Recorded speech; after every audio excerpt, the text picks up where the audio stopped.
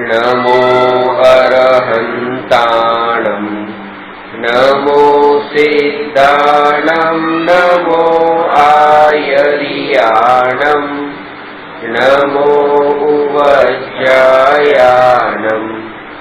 नमो लोये सवसाहूणम्।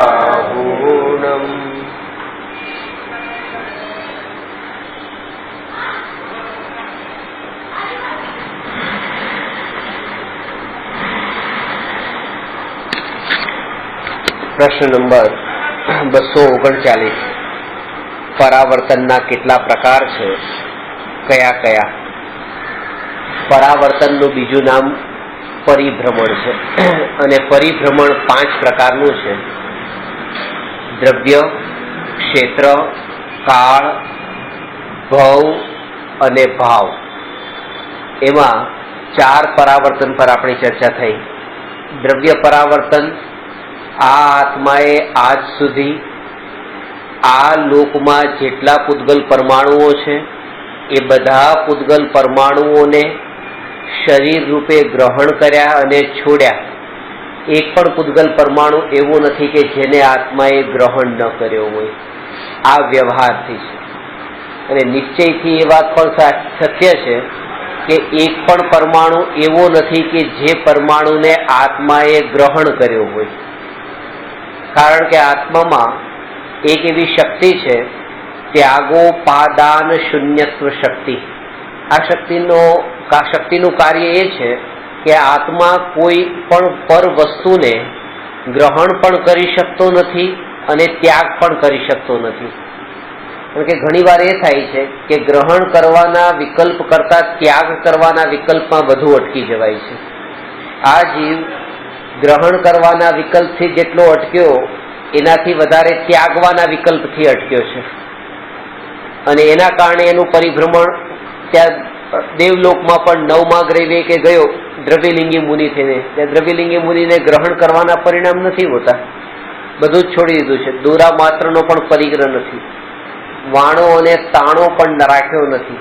વાણો તાણો એ કહેવાય કપડામાં જે હોય ને, આડો દોરો ને ઉભો દોરો, તો એક દોરા માત્રનો પણ જે પરિગ્રહ નથી. એ પરિગ્રહને છોડીને પણ પરિભ્રમણ કેમ થયું? તો એનું એક જ કારણ છે, કારણ કે ત્યાં ગ્રહણ કરવાનો ભાવ નહોતો પણ ત્યાગવાનો ભાવ હતો અને ત્યાગવાના ભાવમાં પણ વિકલ્પ પરનો હતો. અને જ્યાં સુધી પર સંબંધી વિકલ્પ પણ રહે છે ત્યાં સુધી આત્માની અનુભૂતિ નથી થતી, મોક્ષ માર્ગ પ્રગટ નથી થતો અને આ પરાવર્તન રોકાતું નથી.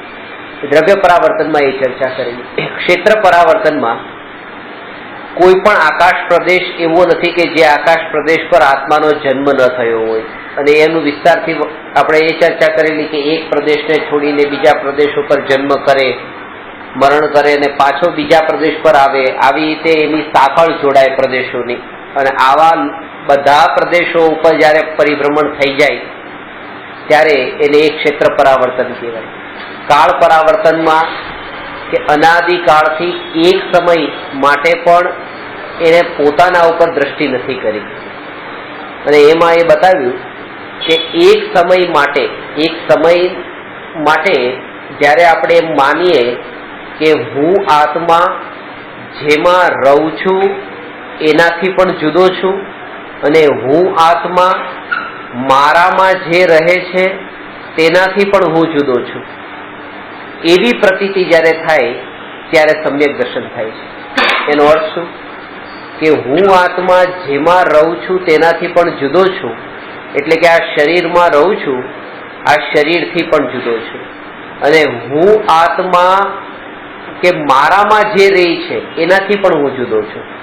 એટલે આત્મા અહીંયા છે, આત્મા રહે છે શરીરમાં અને આત્મામાં રહે છે ક્રોધ, માન, માયા, લોભના વિકારી ભાવો. અને આ જે ક્રોધ, માન, માયા, લોભના વિકારી ભાવો છે એ પણ કર્મના ઉદય અનુસારે થાય છે, આવે છે અને જાય છે. આ જે શરીર છે એ પણ કર્મના ઉદય અનુસારે આવે છે અને જાય છે. આ આત્મા જેને કોઈ કર્મના ઉદય સાથે સંબંધ નથી, તેથી એ ક્રોધાદિ વિકારી ભાવથી પણ અને શરીરાદિ સંયોગોથી પણ જુદો છે, આવું જો એક સમય માટે એ માને તો એનું અનંત કાળ સુધીનું પરિભ્રમણ રોકાઈ શકે એમ છે. પુરુષાર્થ ઘણો સરળ છે, પણ અનાદિકાળના મોહના સંસ્કાર એવા અંદરમાં દ્રઢ છે કે એને આ એક સમય માટે પ્રતીતિ નથી થતી. એ કેમ થાય એનાથી સંબંધિત પ્રશ્ન આગળનો છે, એના ઉપર વિસ્તારથી આપણે ચર્ચા કરવાની છે કે પ્રતીતિ આપણી દ્રઢ કેવી રીતે થાય. પણ આ આત્મામાં ક્રોધાદિ વિકારી ભાવ છે, પણ એ આત્મા ક્રોધાદિ વિકારી ભાવ વાળો નથી થયો. એક ગ્લાસ છે, એ ગ્લાસમાં કાચનો ગ્લાસ, એમાં લાલ રંગનું શરબત છે અને લાલ રંગના શરબતના કારણે એ ગ્લાસ આપણને દૂરથી દેખતા આપણને લાલ દેખાય છે. હવે એ લાલ દેખાય છે પણ લાલ થઈ ગયો નથી. એવી જ રીતે આત્મામાં ક્રોધાદિ વિકારી ભાવ ભરેલા પડ્યા છે અને એના કારણે આપણને આત્મા ક્રોધી લાગે છે. બે વાત સમજજો કે આ આત્મામાં ક્રોધાદિ ભાવ છે એ વાત સાચી છે. એ ગ્લાસમાં લાલ રંગનું શરબત નથી એમ નહીં, શરબત છે. બીજું કે લાલ રંગના શરબતના કારણે ગ્લાસ લાલ દેખાય છે એ વાત પણ સાચી છે. એવી રીતે એ આત્મામાં ક્રોધ છે અને ક્રોધના કારણે આપણે આપણી દ્રષ્ટિએ જોઈએ એટલે આપણને ક્રોધી દેખાય છે આત્મા, એ વાત પણ સાચી છે.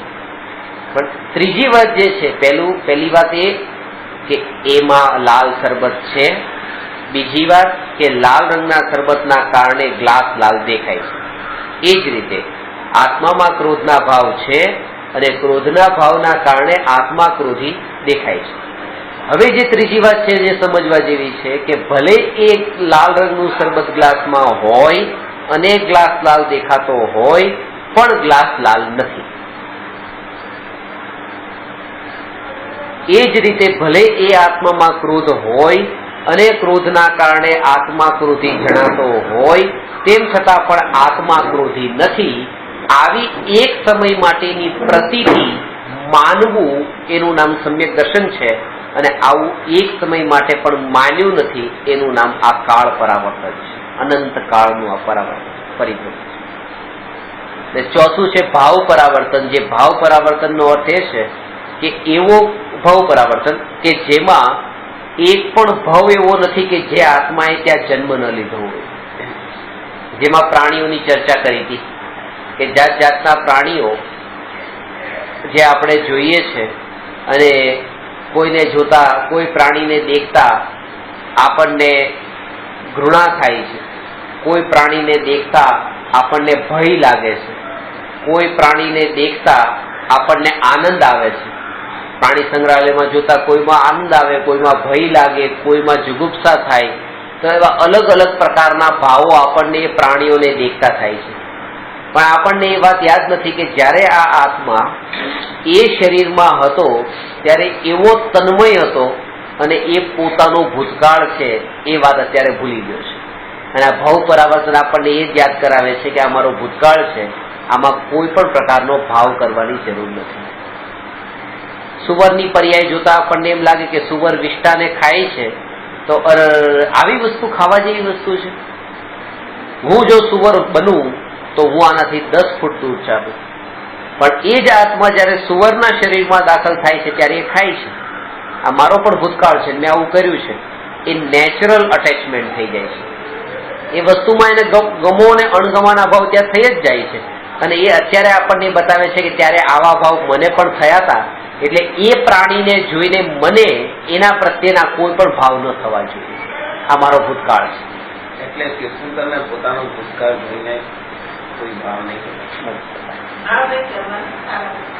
કારણ કે ભૂતકાળને જો તમે જોશો તો તમે ભગવાનને પણ વંદન કરવાનો ભાવ નહીં આવે. ભૂતકાળમાં એ પણ આ જ હતા. વ્યવહાર જ છૂટી જશે. આત્માની ઉપલબ્ધિ, આત્માની પ્રાપ્તિ, સમ્યક દર્શન તો બહુ દૂરની વાત, દેવ દર્શન પણ છૂટી જશે. કારણ કે દેવ દર્શન કરતી વખતે પણ જો એ વાત યાદ આવી જાય કે મહાવીર ભગવાન 10 ભવ પહેલા સિંહની અવસ્થામાં હરણનો શિકાર કરવા જતા હતા અને માંસ ખાતા હતા, જો એ વાત એક પળ માટે પણ જો યાદ આવી જાય તો ત્યાં દર્શન નહીં થઈ શકે. એ જે અહોભાવ આવે છે એ અહોભાવ નહીં રહે, કેવળ જ્ઞાની ને વિતરાગી રૂપે જે અત્યારે દેખીને દર્શન કરીએ છીએ. એટલે ખાલી પર્યાયને મુખ્યતા છે, એ પર્યાયને ગૌણ કરી દેવાની છે. એ જ વાત અહીંયા બતાવે છે કે ભવ પરાવર્તનમાં જે અનંત ભવની જે પર્યાય છે આ ભવ ભ્રમણની, પણ આજે પણ તીર્થંકર પર્યાય છે. એ જ ભૂતકાળની પર્યાયને ભૂલો વર્તમાન પર્યાયમાં અને વર્તમાન પર્યાયને જો. પણ વર્તમાન પર્યાયને જોવાથી શું થશે, પાછું ભગવાનને દર્શન કરવાનો ભાવ આવશે, પણ જે અત્યારે વર્તમાન પર્યાયમાં માર્ગ ખાઈ રહ્યા છે એના પ્રત્યે પાછા ભાવ ઉભા થશે. એટલે ત્યાં એ કીધું કે કોઈ પણ પર્યાયથી રહિત જ્યારે એક ત્રિકાળી ધ્રુવ દ્રવ્યને જોવે છે ત્યારે જ એને કોઈક કષાય ભાવ ઉત્પન્ન થતો નથી. અને મોટા ભાગના કષાય ભાવો આપણને પોતાના કારણે નહીં, બીજાના લક્ષ્ય જ ઉત્પન્ન થતા હોય છે. લક્ષ્ય બીજાનું હોય છે એટલે ભાવ ઉત્પન્ન થતો હોય છે. દ્રષ્ટિ બીજા ઉપર ગયેલી હોય છે, એ જ એનું મૂળ કારણ હોય છે કષાયનું. જયારે દ્રષ્ટિ પર તરફ નથી તો કષાય પણ થતા નથી. હું તમારી રાહ જોઉં છું, તમે કેમ આવતા નથી, તમે કેમ આવતા નથી, તમે હજી આવતા નથી, 10 મિનિટથી આવતા નથી, 15 મિનિટથી આવતા નથી. તો આ જે વિકલ્પ છે, દ્રષ્ટિ મારી તમારા તરફ છે એટલે અહીંયા ક્રોધ છે. પણ કોણ ક્યારે આવે ને કોણ ક્યારે જાય એનાથી મને કોઈ પ્રયોજન નથી. આપણે પર વસ્તુને એટલી મહત્તા આપી દીધી છે કે જેના કારણે આપણને કશાય ઉત્પન્ન થાય છે. એને એટલું મહત્વ નથી આપી દેવાનું. પોતાના આત્માથી ઉત્કૃષ્ટ વસ્તુ આ જગતમાં કોઈ નથી. એટલે કોઈ પણ વસ્તુની મહિમા એવી ન આવવી જોઈએ જેટલી પોતાના આત્માની. અને ત્યારે જ કશાય ભાવ ટળી જશે. કોઈ આપણને એક ગાળ આપે છે અને એક ગાળ આપે છે, એનું પ્રયોજન એ જ છે કે જયારે હું તમને ગાળ આપું ત્યારે તમે એનું રિએક્ટ કરો. કોઈને કોઈ તમે તમારી એના પ્રત્યેની પ્રત્યુત્તર એને તમે એવું આપો કે જેના કારણે થઈને એને એમ લાગે કે જે મારું ઇન્ટેન્શન હતું બસ હું સફળ થઈ ગયું. એક ગાળ આપી તમે કઈ ન બોલ્યા ત્યારે સામાવાળા વ્યક્તિને એ જ લાગે એ શું થયું કે એનું જે ઇન્ટેન્શન હતું ને કે તમને દુઃખ પહોંચાડવું, તમારામાં આકુળતા ઉત્પન્ન કરાવી, એ થયું નહીં. અને એ બીજી કેમ આપે છે એનું પણ કારણ છે. કારણ કે એ ગાળ જયારે તમે એને એક્સેપ્ટ નથી કરી, તમે એને ઇગ્નોર કરી દીધી, ત્યારે એ ગાળ એની પાસે રિટર્ન આવી અને સીધી એની છાતી ઉપર જઈને વાગી. એને પોતાને વાગી, કારણ કે આ ગાળ એને તો લીધી નહીં, પાછી એની પાસે આવી. અને એ જે પાછી એની પાસે આવી ત્યારે એમ લાગ્યું કે આણે જ મને આ ગાળ આપી, ત્યારે એનો ક્રોધ હજી વધી ગયો. આ જ કારણ છે કે મુનિઓ ઉપર ઉપસર્ગ થાય છે. મુનિ આત્માનું ધ્યાન કરે છે. કોઈ એક વાર ગાળ આપી, 2 ગાળ આપી, 10 ગાળ આપી, મુનિ એ ગાળને સ્વીકાર જ ન કરી, કારણ કે પોતાનામાં લીન છે. એ સ્વીકાર ન કરી પાછી એની પાસે આવે છે, રિટર્ન થાય છે અને એનો ક્રોધ એટલી હદે પહોંચી જાય છે કે પછી શરીરથી કાયા વડે પ્રહાર કરવા લાગે છે. પેલા તો મનથી થાય છે, પછી વચનથી થાય છે. વચનથી જયારે એ સ્વીકાર નથી કરતા ત્યારે કાયાથી થાય છે. અને એવું નથી કે પછી કાયાથી થતા પ્રહારને એ સ્વીકાર કરી લે છે, એને પણ સ્વીકાર નથી કરતા, ત્યારે પણ પોતાનામાં જ લીન હોય છે. એ પોતાનું કામ કરી લે છે, પોતે પામી જાય છે. એવું નથી કે આના ઉપર કરુણા કરે છે, કારણ કે કરુણાના વિકલ્પમાં પણ દ્રષ્ટિ પર ઉપર ગઈ છે. ત્યારે તો આત્માની જ સ્થિરતા છે. એવી આત્માની સ્થિરતા કેમ પ્રગટ થાય એ વાત આગળના પ્રશ્નમાં છે. અત્યારે તો એટલું બતાવવાનું કે બધા ભાવ મેં કરી લીધા છે, બધા ભાવમાં મારું ભ્રમણ થઈ ચુક્યું છે. કોઈ ભાવ એવો નથી કે જે ભાવ મેં ન લીધો. બધી જગ્યાએ જન્મ મરણ છે.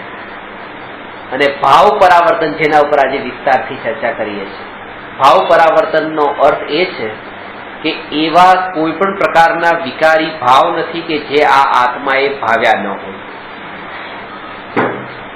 એટલે આશ્ચર્ય ન થવું જોઈએ કે કોઈના વિકલ્પ અને કોઈના વિકારી ભાવને જાણીને આપણને કશાય થાય.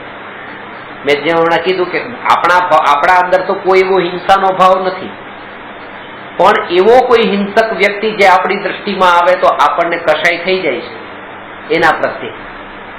બીજાના ભાવ આપણા ભાવનું કારણ બની જાય છે.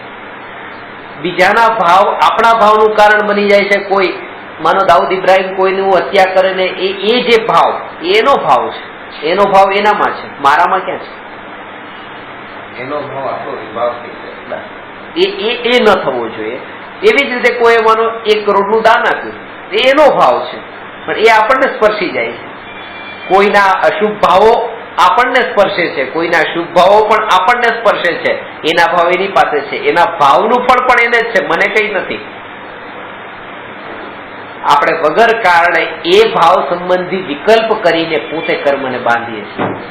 એટલે કે છે પર ઉપરથી જયારે દ્રષ્ટિ હટે છે ત્યારે જ આ ભાવ પરાવર્તન ટળે છે. આ ભાવ એ કર્મના ઉદયથી ઉત્પન્ન થતા વિકારી ભાવ છે, જેમાં આત્માનું કઈ નથી. હવે થોડા આગળ જઈએ. આ ભાવમાં પણ આત્માનું કઈ નથી. કારણ કે જેવી રીતે સંયોગોને પ્રાપ્ત કરવા માટે મહેનત કરવાની નથી અને છોડવા માટે મહેનત કરવાની નથી, એ ઉદય અનુસાર છે. એ જ રીતે સંયોગી ભાવને પણ કરવા માટે ને છોડવા માટે મહેનત કરવાની નથી. દરેક સમયની જાગૃતિ એનું નામ પુરુષાર્થ છે. ભાવોને છોડવાનું નામ પુરુષાર્થ નથી, દરેક સમયની જાગૃતિનું નામ પુરુષાર્થ છે. એનો અર્થ શું થયો? કે કોઈના પ્રત્યે પણ એ એક જાગૃતિ. પત્ની પ્રત્યે રાગનો ભાવ થયો, દુકાન પ્રત્યે રાગનો ભાવ થયો, પૈસા પ્રત્યે રાગનો ભાવ થયો. એ જે ભાવ થયો છે એ ભાવ તો ઉદય અનુસાર થવાનો છે ને થયો, એ તમે રોકી નહીં શકો. તમારા હાથમાં એટલું જ છે કે તમે એ ભાવનું માલિકી પણ નહીં કરો કે આ ભાવ મારો છે. વાત બહુ સૂક્ષ્મ છે.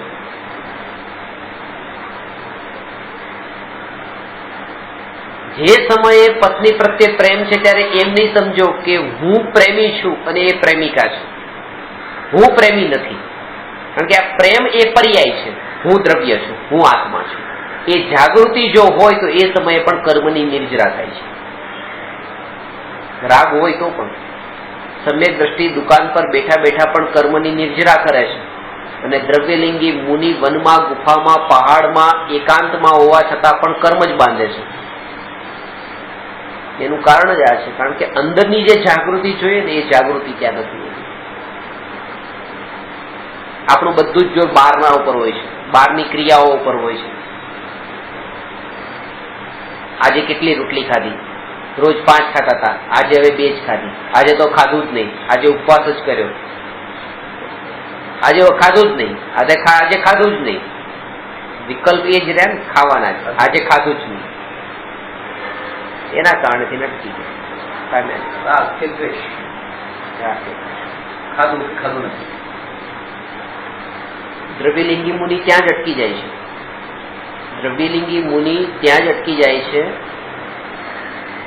કોઈ ગાળ આપે તો એને સ્વીકારે નહીં, એના તરફ લક્ષ્ય ન કરે. કોઈ એને પ્રહાર કરે, શરીરને ચીરી નાખે. શરીરને ચીરી નાખે એટલું જ નહીં, એના ઉપર મીઠું મરચું પણ ભભરાવે. શરીર ઉપર ચીરીને મીઠું મરચું નાખે અને તો પણ એ પોતે હાથ પગ શરીરનું એક પણ અંગ હલે નહીં, બિલકુલ સ્થિર. નો એની રિએક્શન.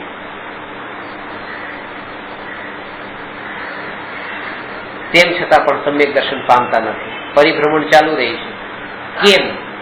કેમ? તો જ્યાં ભૂલ થઈ રહી છે એ ભૂલ આપણે છોડવાની છે. તો એ ભૂલ એ થાય છે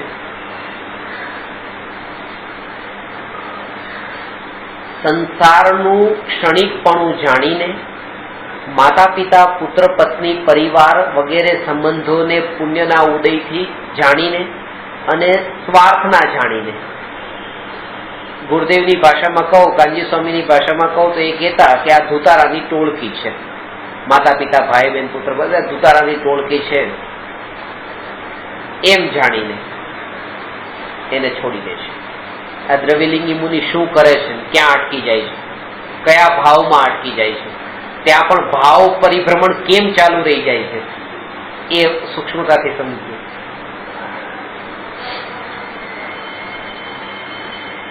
સગાવાલા સંબંધીઓને સ્વાર્થના જાણીને એને છોડી દે છે. ધન, વૈભવ, પૈસો, ગાડી, ઘર વગેરે સંયોગોને પુણ્યના ઉદયથી મળ્યા છે અને જતા રહેવાના છે. એ મને છોડી દે એની પહેલા હું એને છોડી દઉં એમ જાણીને એને છોડી દે છે.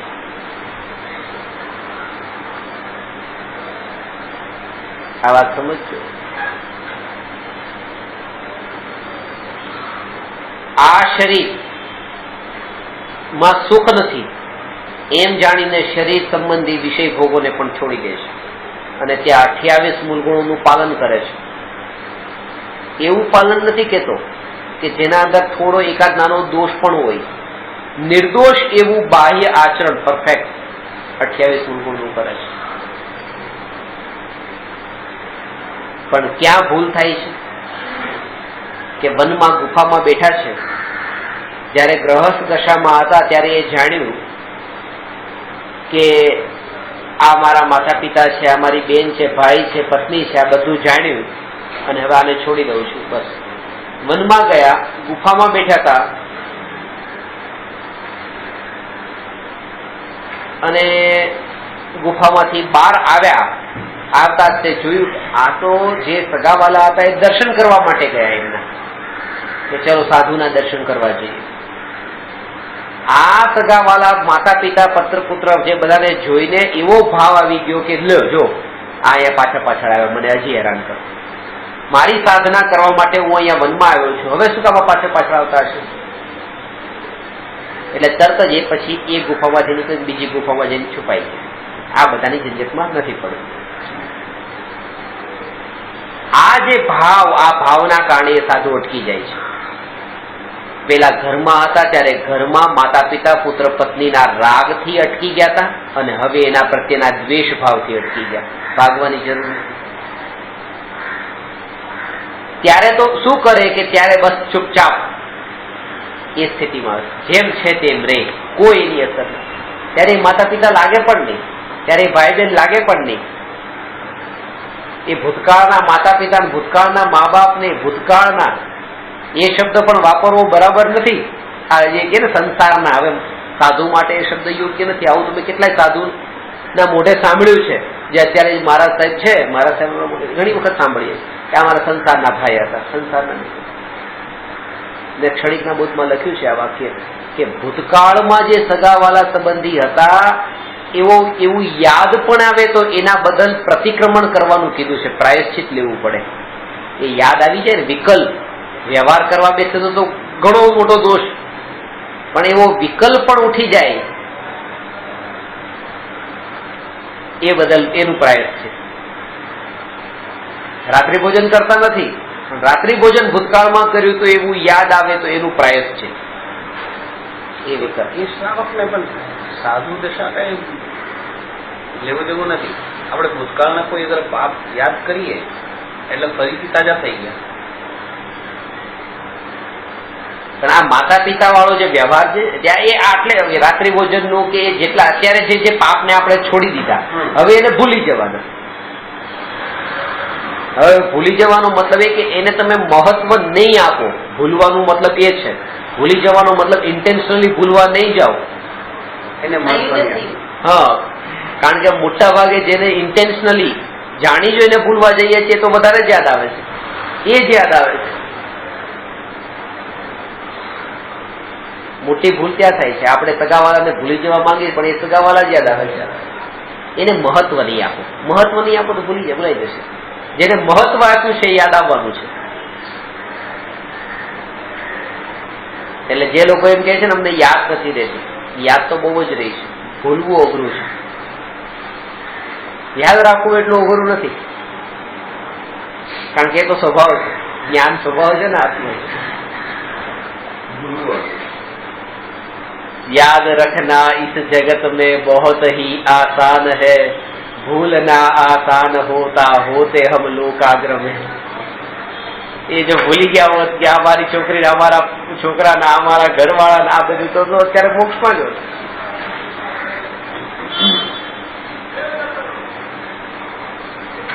પહેલી તો એ થયું. બીજું કે ગ્રહસ્થ દશામાં પોતાનું નામ રમેશ, હવે રમેશ નામ બદલાઈ ગયું. રમેશ નામ ન રહ્યું. સાધુ થયા પછી નામ બદલાઈ ગયું. પછી ત્યાં સુરેશ નામ થઈ ગયું. હવે પોતાને સુરેશ માને છે કે હું સુરેશ છું. આના કારણે પોતે સંસાર પરિભ્રમણ રોકાતું નથી. એમ કેમ?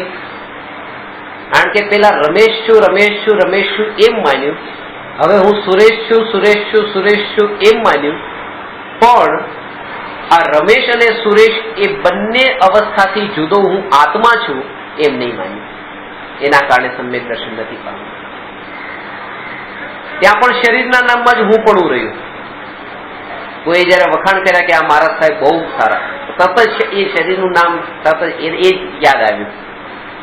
એમાં જ હું પણ લાગ્યું, એમાં જ છૂપો આનંદ લઈ લીધો. માન્યતા તો એ જ રહી ને. પેલા કોઈ એમ કહેતા કે રમેશ અહીંયા આવો તો તરત જ એમ લાગતું હતું, અને પછી એમ કે સુરેશ અહીંયા આવો તો એમ જ લાગે છે આ મને બોલાવ્યો. આટલો ત્યાગ કર્યા પછી કેમ નથી પામતા? આ માન્યતા ન પલટાણી એના કારણે. ગ્રહસ્થ દશામાં હતા ત્યારે પોતે કપડા વપડા ઓઢીને શિયાળાની ઋતુમાં એ રીતે જર્સી સ્વેટર પહેરીને શાલ ઓઢીને રહેતા હતા. હવે છોડી દીધું. હવે દોરાનો પરિગ્રહ નથી, વનમાં બેઠા છે. કોઈ જીવને એવો ભાવ આવ્યો કે લાવ હું એક ધાબળો ઓઢાડી દઉં, આટલી ઠંડીમાં છે સાધુ, હું ધાબળો ઓઢાડી દઉં, એવો ભાવ આવ્યો. ધાબળો ઓઢાડી પણ દીધો. આને શું કર્યું? ધાબળો કાઢી નાખ્યો. કરી ધાબળો કાઢી નાખ્યો. ત્યાં અટકી ગયા. પેલા ધાબળો ઓઢવાના રાગમાં અટક્યા હતા, હવે ધાબળાના દ્વેષમાં અટક્યા. પેલા ધાબળો જોઈએ છે એમાં અટક્યા હતા, હવે ધાબળો નથી જોતો એમાં અટક્યા.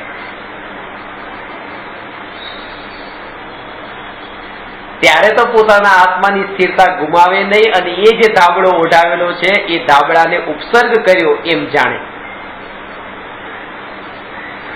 એમાં આનંદ પણ નહીં આવે. ઉપસર્ગ તો એને જ કહેવાય કે જે પોતાનામાં લીન હોય અને બહારમાં પછી જે થતું હોય એ થાય, એ ઉપસર્ગ છે. આપણને ઉપસર્ગ થોડા કહેવાય. કોઈ દંડા પડે એને ઉપસર્ગ થોડા કહેવાય. ઉપસર્ગમાં તો નિયમ છે કે પોતાના આત્માની સ્થિરતામાં લીન હોય અને કોઈ ઉદય સારે આવી કોઈ સ્થિતિ ઘટના ઘટે એ ઉપસર્ગ છે.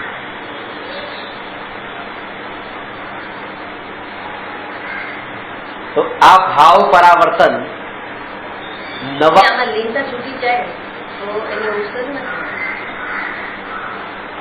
એટલે જ બે ભેદ બતાવ્યા છે, એક ઉપસર્ગ અને એક પરિસહ. પરિસહ ને સહેજ ઠંડી, ગરમી, ભૂખ બધું એ અંદર આવી જાય છે. ઉપસર્ગમાં પણ 4 પ્રકારના ઉપસર્ગ બતાવ્યા છે. દેવકૃત ઉપસર્ગ, મનુષ્યકૃત ઉપસર્ગ, તિર્યંચકૃત ઉપસર્ગ અને અચેતનકૃત ઉપસર્ગ.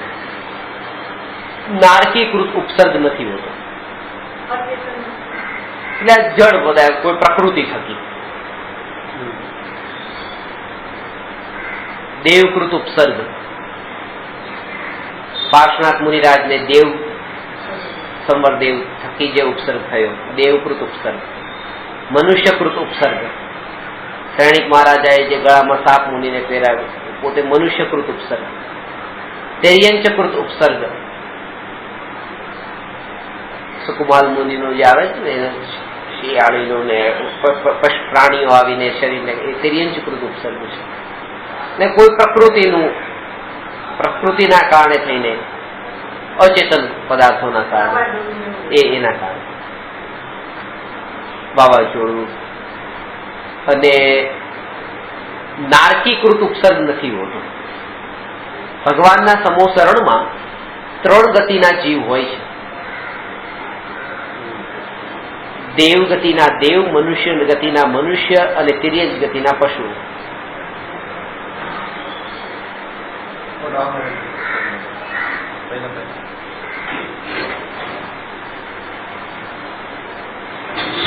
નરક ગતિના નારકીઓ નથી હોતા, તીર્થંકરના સમોસરણ. ભગવાન જે 3 ગતિના જીવોને ઉપદેશ આપે છે એ 3 ગતિના જીવો ઉપસર્ગ કરે છે. પેલો સાંભળવાય નથી આવતો તે ઉપસર્ગ નથી કરતો.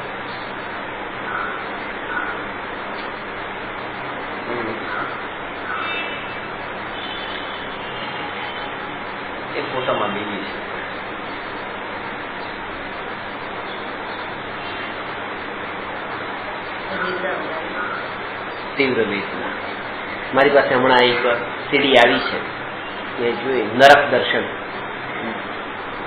7 નરકના દુઃખો અને અસુરકુમાર નામના દેવ જે લડાવે છે, ટુકડા કરે છે, ઘાણીના આંદ્રેને પીલે છે, એ જે વર્ણન છે મારા છોકરાઓને બતાવવાની હતી, એટલે છોકરાઓને ખબર પડે જો પાપ કરશો તો આ નરકમાં જશો, દુઃખ ભોગવશો.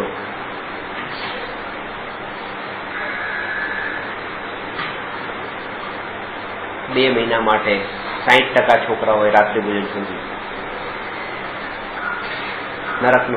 નરકના ખાલી વિડીયો જોઈને શ્રદ્ધા વિશે આ નરક છે. પાપ ન થાય, નજરની સામે દરેક પાપ કરતા એના નજરની સામે એનું આગલું સ્ટેપ નરક દેખાય.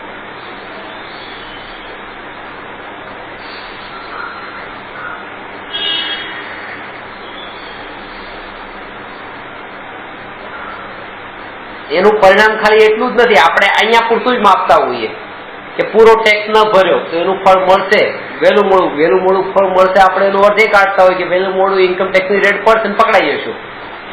આ એનું આપણે ફળ એ ગણતા હોઈએ કે અહીંયા જે આપણે પાપ કરીએ છીએ વહેલું મોડું એનું ફળ મળવાનું છે, પણ એનું ફળ એ નથી.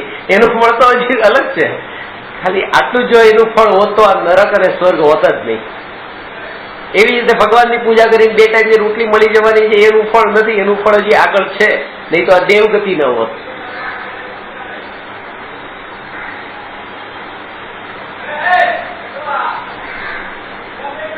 આ ભાવ પરાવર્તન આ પરિણામોની વિચિત્રતાને બતાવે છે. એક સમયમાં જીવના ભાવ આવા અને બીજા સમયે આવા, જે અત્યારે સીતાજીના પરિણામ છે, જે અત્યારે ગુરુપદે છે રાવણના માટે. નરકમાં જઈને રાવણને ઉપદેશ આપે છે ને, રાવણ ને લક્ષ્મણ બંને લડે છે નરકમાં, સીતાજી સ્વર્ગમાં છે અને પૂર્વ ભવના ઋણાનુબંધ એવા હોય તો આત્માઓનું મિલન થાય બીજી વાર, એવું હોઈ શકે. ત્રીજા નરક સુધી જઈ શકે છે. તો ત્યાં જઈને એને ઉપદેશ આપે છે. લક્ષ્મણ અને રાવણ બંને લડે છે, બંનેને છૂટા પાડે છે. આ છોડો, આ સંસાર છોડવા યોગ્ય છે અને પોતાનામાં લીન થાવ. આ પરિણામ અત્યારનો છે. રાવણના પરિણામ રાવણમાં છે, સીતાજીના પરિણામ સીતાજીમાં છે. અને આ જ પરિણામ હવે અમુક સમય પછી જયારે રાવણ તીર્થંકર થશે અને સીતાજી રાવણના ગણધર થશે, ત્યારે રાવણ આ જ સેન્ટેન્સ કહેશે, સંસાર છોડવા યોગ્ય છે. ક્યારે તમે નીકળશો આમાંથી? એ ટાઈમે તો ઘરનો નીચલા પદે છે ને, તો ક્યારે હવે પૂર્ણતાને પ્રાપ્ત થશો? પામો પૂર્ણતા. આ પરિણામોની વિચિત્રતા. કોણના પરિણામ ક્યારે પલટાય, કોણ ક્યારે આગળ નીકળી જાય કહેવાય નહીં. એ ભગવાન થશે, પણ તીર્થંકર થઈ નહીં, ભગવાન થશે.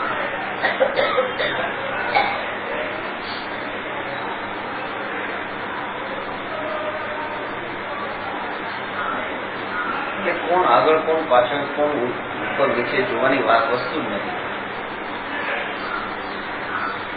કારણ કે આપણે એને જાણી શકતા નથી. એક જ વસ્તુ છે, આપણે જાણી શકીએ છીએ પોતાના ભાવોને જાણવાનો પ્રયાસ જ નથી કરતા, જે પોસિબલ છે. અત્યારે તમારા ભાવ જે કેવા છે એ ભાવને હું કેવી રીતે જાણી શકું? વધારે તમારી ક્રિયાઓ જોઈને એનું અનુમાન કરી શકું, અનુમાન જ કરી શકું. એ ભાવ મારો અનુમાન સાચું હોય ખોટું હોય કહેવાય નહીં. તમે અહીંયા બેઠા છો એટલે હું એક અનુમાન કરી શકું કે તમે ધર્મને સાંભળવા વાળા ભાવુક જીવો છો, પણ આ વાત સાચી પણ હોય ને ખોટી પણ હોય. આ અનુમાન ખોટું પણ હોય, પણ મારા અંદરના જે ભાવો છે કે આ કયો વર્તમાન ભાવ, આ ભાવને હું જાણી શકું છું. અને એ ભાવને એ રૂપે નથી જાણવાનો કે આ ભાવ મને થયો, એ વખતે એ જાણવાનું આ ભાવ ઉદય અનુસારે થયો, હું આત્મા એનાથી જુદો છું.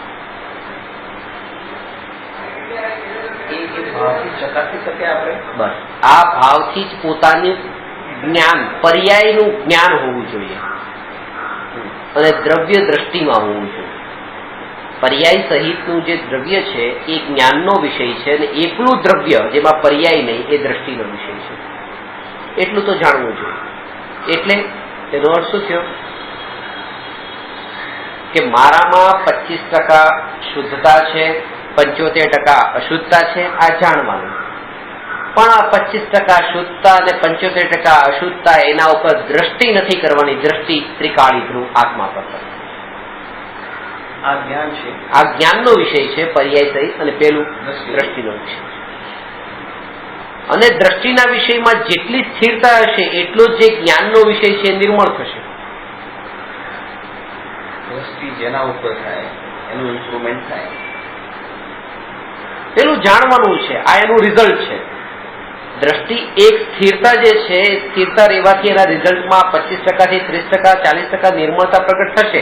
એનું રિઝલ્ટ છે, પણ રિઝલ્ટ ઉપર દ્રષ્ટિ નથી કરવાની. દ્રષ્ટિ જો રિઝલ્ટ ઉપર ગઈ તો જે દ્રષ્ટિ કરવાની છે જેના ઉપર, એના ઉપર દ્રષ્ટિ છૂટી ગઈ એટલે અહીંયા એનું પરિણામ પછી ખોટું આવ્યું.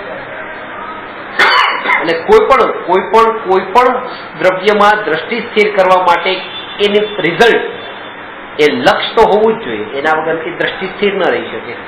ગોલ તો જોઈએ જ કે આ 25% નિર્મળતા છે, 100% નિર્મળતા માટે હું આત્મા પર દ્રષ્ટિ કરું છું. આ ગોલ જોઈએ. પણ જ્યારે દ્રષ્ટિ કરું છું ત્યારે આ ગોલ પણ વિસ્તૃત થઈ જવું જોઈએ.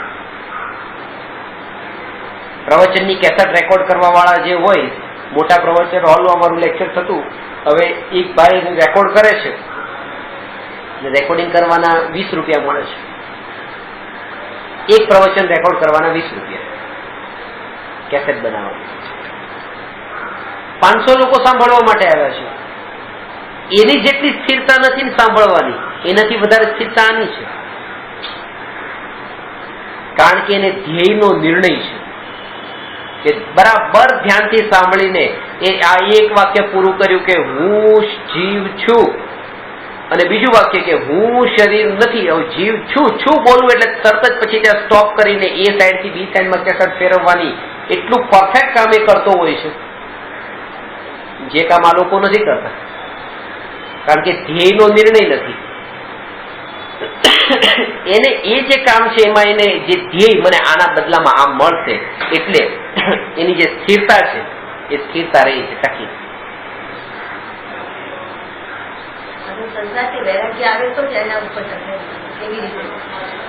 એ સંસારથી એ જાણે કે સંસારના ક્ષણિકપણાને જાણશે તો જ નિત્ય તરફ જશે. ક્ષણિકનો બોધ થાય તો જ નિત્યનો અનુભવ થાય.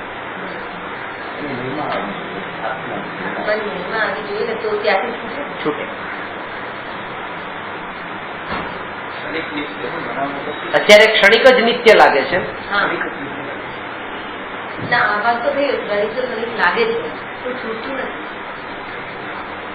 એ જ ક્ષણિક છે ને, એ આપણને ક્ષણિક લાગે છે, પણ એ પણ ક્ષણિક જ લાગે છે. ક્ષણિક છે એ નિત્ય નથી લાગતું, એ નિત્ય લાગવું જોઈએ. ક્ષણિક છે એ નિત્ય લાગવું જોઈએ.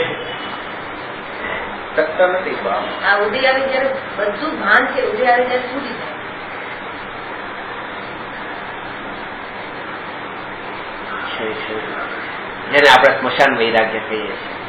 પહેલાના જમાનામાં એમ કહેવાતું હતું સ્મશાન વૈરાગ્ય. હવે તો સ્મશાનમાં વૈરાગ્ય નથી એટલે આ વાક્ય ખોટું કે સ્મશાન વૈરાગ્ય. દ્રષ્ટિ એ વખતે તમારું કામ શું છે? બસ પેલો જ્ઞાનનો વિષય છે ને. ધ્યેય, ડ્રાઈવર ગાડી ચલાવે છે,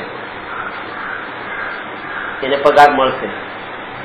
ગાડી ચલાવે છે, રસ્તામાં સામે ગાડી આવે છે, ઓવરટેક કરે છે, પાછો બરાબર આવી જાય છે પોતાની સાઈડમાં, બધું એનું કામ કરે છે. પણ એ વખતે જો એની દ્રષ્ટિમાં એને પૈસા જો દ્રષ્ટિમાં આવી ગયા ને તો અહીંયા એક્સિડન્ટ કરી બેસશે. પૈસા બિલકુલ દિમાગમાંથી બહાર નીકળી જવા જોઈએ. એક જ કે આ અમારે આમ ફેરવવાનું છે, હવે આમ સીધું કરવાનું છે, હવે આમ કરવાનું છે, હવે આમ લઈ જવાની છે. એક જ વસ્તુ એની દ્રષ્ટિમાં હોવી જોઈએ, ત્યારે એનું રિઝલ્ટ મળશે. એટલે દ્રષ્ટિમાં એને દ્રષ્ટિનો વિષય શું છે? પૈસા એ દ્રષ્ટિનો વિષય નથી. એનું જે ધ્યેય સામેનું એનું દ્રષ્ટિનો વિષય છે. જે ગાડી ચલાવવાની, સ્ટીયરિંગ પકડવા, એ એનો દ્રષ્ટિનો વિષય છે. ત્યાં જ એની સ્થિરતા, એના ફળ પણ નહીં. ફળનું જ્ઞાન છે, ફળનું જ્ઞાન છે, ફળનું જ્ઞાન છે. એના વિકલ્પોમાં અટકી નથી ગયો. હવે વિકલ્પોમાં નથી અટકવાનું. ફળનું જ્ઞાન તો જોઈએ. શ્રી કૃષ્ણે ગીતામાં જે કીધું હું આને આ રીતે કહું છું, કર્મ કરતે જ આ ફળ કી ઈચ્છા મત કર. એનો અર્થ જ એ છે તારું કામ ગાડી ચલાવવાનું છે, એ વખતે તું એના ફળના વિકલ્પ નહીં કર, કારણ કે વિકલ્પ જો કરવા ગયો તો આ કામમાં અટકી જાય. બહુ સરસ બહુ પેલા સચિન તેંડુલકર, હા, એ બેટિંગ કરતી વખતે જો એ લક્ષ્ય જોઈએ ને કે 1 કરોડનો ચેક મળવાનો છે, જો લક્ષ્ય ઉપર ધ્યાન જાય તો એ આઉટ થઈ જાય. એ જ રીતે કોઈ ફિલ્મ સ્ટાર એક્ટિંગ કરે છે, રડવાની એક્ટિંગ કરવાની છે. હવે રડવાની એક્ટિંગમાં એને જો ખબર પડે કે આ રડવાની એક્ટિંગમાં મને 1 લાખ રૂપિયા મળવાના છે, પણ એ વખતે 1 લાખ જો એની દ્રષ્ટિમાં આવી જાય તો રડવાની બદલે હસવાનું આવી જાય કે હા 1 લાખ મળે છે. એટલે એ વખતે તો રડતી વખતે તો એને 1 લાખ ને ભૂલી જવાના છે. એ વખતે તો એક જ રડવાનું છે.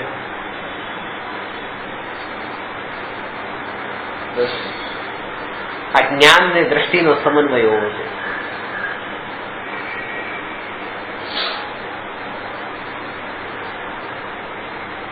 ભાવો જાત જાતના છે.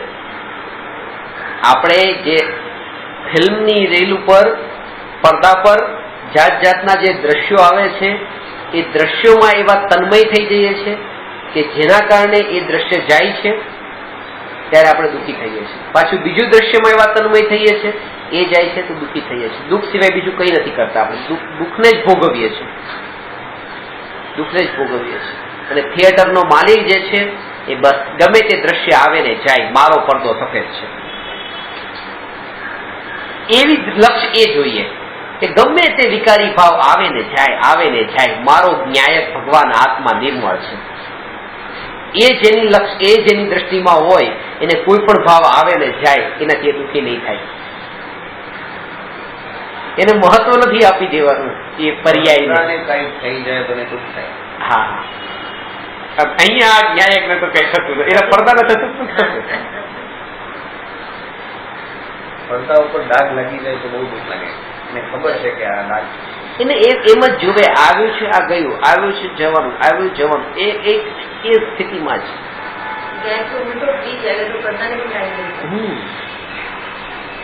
એક ગામમાં બધા લોકો ખોટું બોલે છે, કોઈ સાચું બોલતા નથી.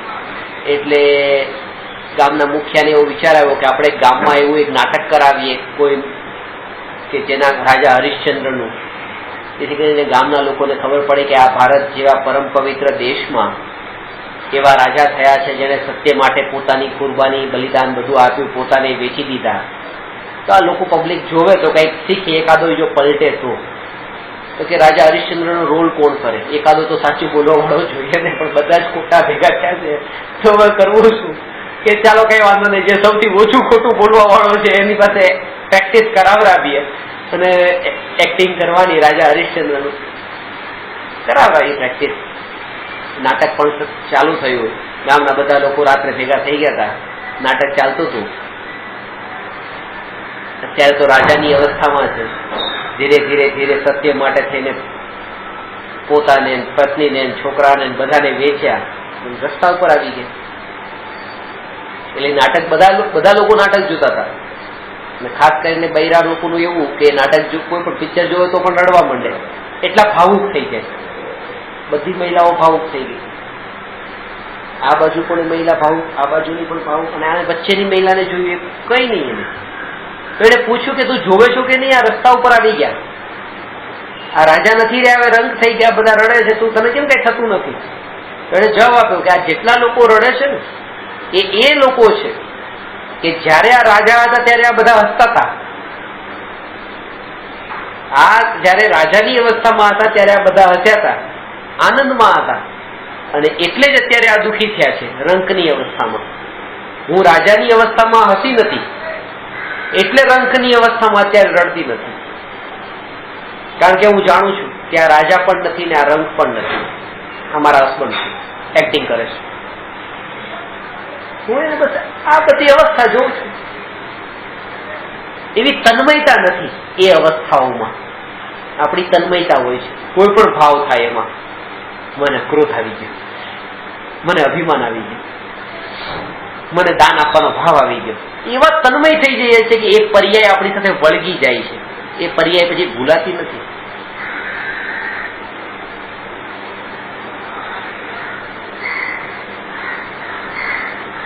તમે કોઈ તપસ્યા કરી હશે, તપસ્યા તમને યાદ છે?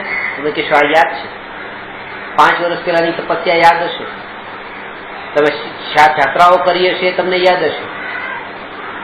એના તમે એકાઉન્ટ રાખ્યા હશે જાત્રાઓના, કેટલી 99 કરી, 92 કરી, 93 કરી, કેટલી કરી. પણ મૂવી જોવા કેટલી વાર ગયા એના કોઈ એકાઉન્ટ નથી રાખ્યા. સારું સારું કર્યું બધાના એકાઉન્ટ રાખ્યા છે, એમાં માન પોષવું છે ને એટલે પોતાની મહિમા આવે છે જો અમે આવું સારું કામ કર્યું.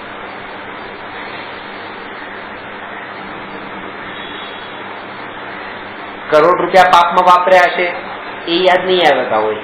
લાખ રૂપિયા ધર્મમાં દાનમાં આપ્યા હશે એ યાદ હશે. આ સંસ્થામાં લાખ રૂપિયા મેં દાનમાં આપ્યા એ નથી ભૂલાતા. આપણને ગમે છે કયા ભાવમાં મારાપણું કરવું એ આપણા પુરુષાર્થના નબળાઈ ક્યાં થાય છે. જો આપણે પુરુષાર્થ કરીએ તો એ ભાવમાં મારાપણું ન થાય.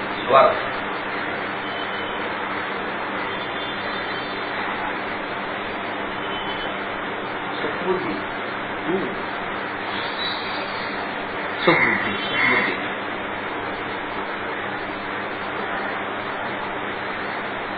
મહત્તા નહીં આપે. કોઈ પણ વસ્તુને એવી મહત્તા નહીં આપી કે જેથી કરીને આત્માની મહત્તા ઘટી જાય. અને ખાસ કરીને બીજાને, કોઈ પણ બીજાને, કારણ કે મોટા ભાગના ભાવ તો બીજાથી, જેમ કીધું, બીજાના નિમિત્તથી ઉત્પન્ન થાય છે. કોઈ પણ બીજાને એટલું મહત્વ નહીં આપી. બીજાને મહત્વ આપ્યું ત્યારે દુઃખી જ થશો. મહત્વ જેનું હશે, તમારે ત્યાં તમે 10 જણાને આમંત્રણ આપ્યું, 9નું તમને મહત્વ નથી, 1નું બહુ મહત્વ છે. અને એ જો ન આવે, 9 ન આવ્યા તો કઈ નહીં, પણ એ ન આવ્યા તો બહુ દુઃખી થશો. અરે આ ન આવ્યા, તમે એને મહત્વ આપી દીધું. શા માટે? હા, મારા પણ ન માન્યા હોય. હવે તમને 5ને મેં આમંત્રણ આપ્યું અને અમિતાભ બચ્ચન પણ મારી પાસે ભણે છે, મેં અમિતાભ બચ્ચનને આમંત્રણ આપ્યું. એ જો મારા પ્રોગ્રામમાં ન આવે તો મને દુઃખ થાય. તમે ન આવો તો હજી ચાલે, કારણ કે મેં એને મહત્વ આપ્યું. જાણું છું તમે મારા નથી ને એ મારા નથી, પણ એને મહત્વ આપ્યું છે. કોઈ પણ પર પદાર્થને જેને મહત્વ આપવાનું છોડી દીધું એના ભાવ છૂટી જાય છે. મહત્વ તો અપાય કોઈ પણ પર ને, પછી ચેતન હોય કે જડ હોય, ચેતન હોય કે જડ હોય. હા હા, તો જ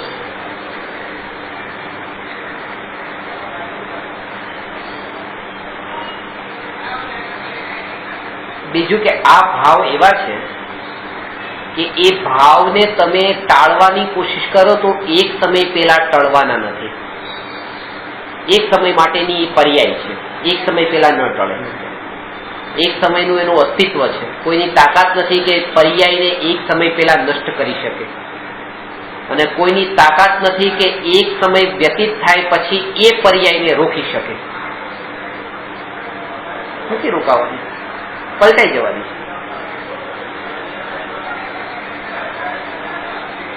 સમજાણી? એ પર્યાય નહીં હોય, બીજા સમયે બીજી પર્યાય હશે.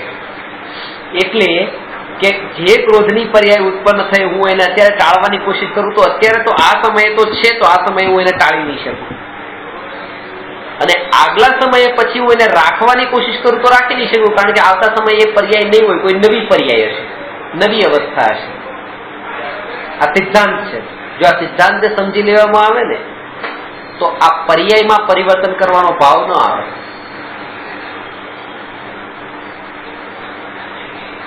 એ મારા છોડ્યા પેલા તે આમે છૂટી જવાની છે, આગલા સમયે રહેવાની નથી. તમે ક્રોધ છોડો, પણ આ ક્રોધ તો આગલા સમયે જતો રહ્યો. કયા ક્રોધને છોડશો? અને આવી રીતે એક ક્રોધને છોડવા જશો તો એ છૂટવાનું નથી, કારણ કે એક સમય પહેલા તો છૂટતો નથી, અને એક સમય પછી કઈ વગર કારણે છૂટી જાય છે, એના સ્વભાવથી. એક બંદૂક આપીને એમ કીધું કે હાલ આ એક ગોળી કોઈને મારવાની છે.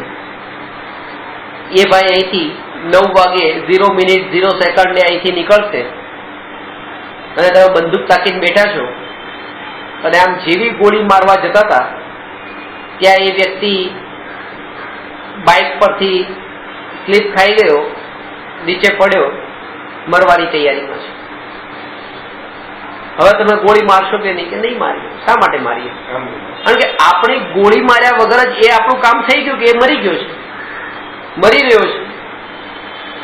આપણે ગોળી મારવાની શું જરૂર છે? માર્યા વગર જ જો એ મરતો હોય તો હું શું કામ મારું?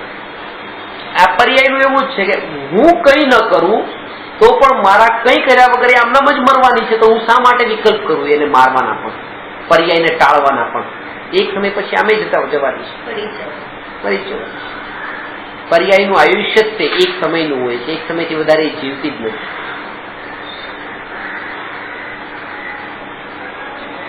આ વાતનું વારંવાર ચિંતન પર્યાય દ્રષ્ટિ ટાળીને સ્વભાવ તરફ લાવે છે.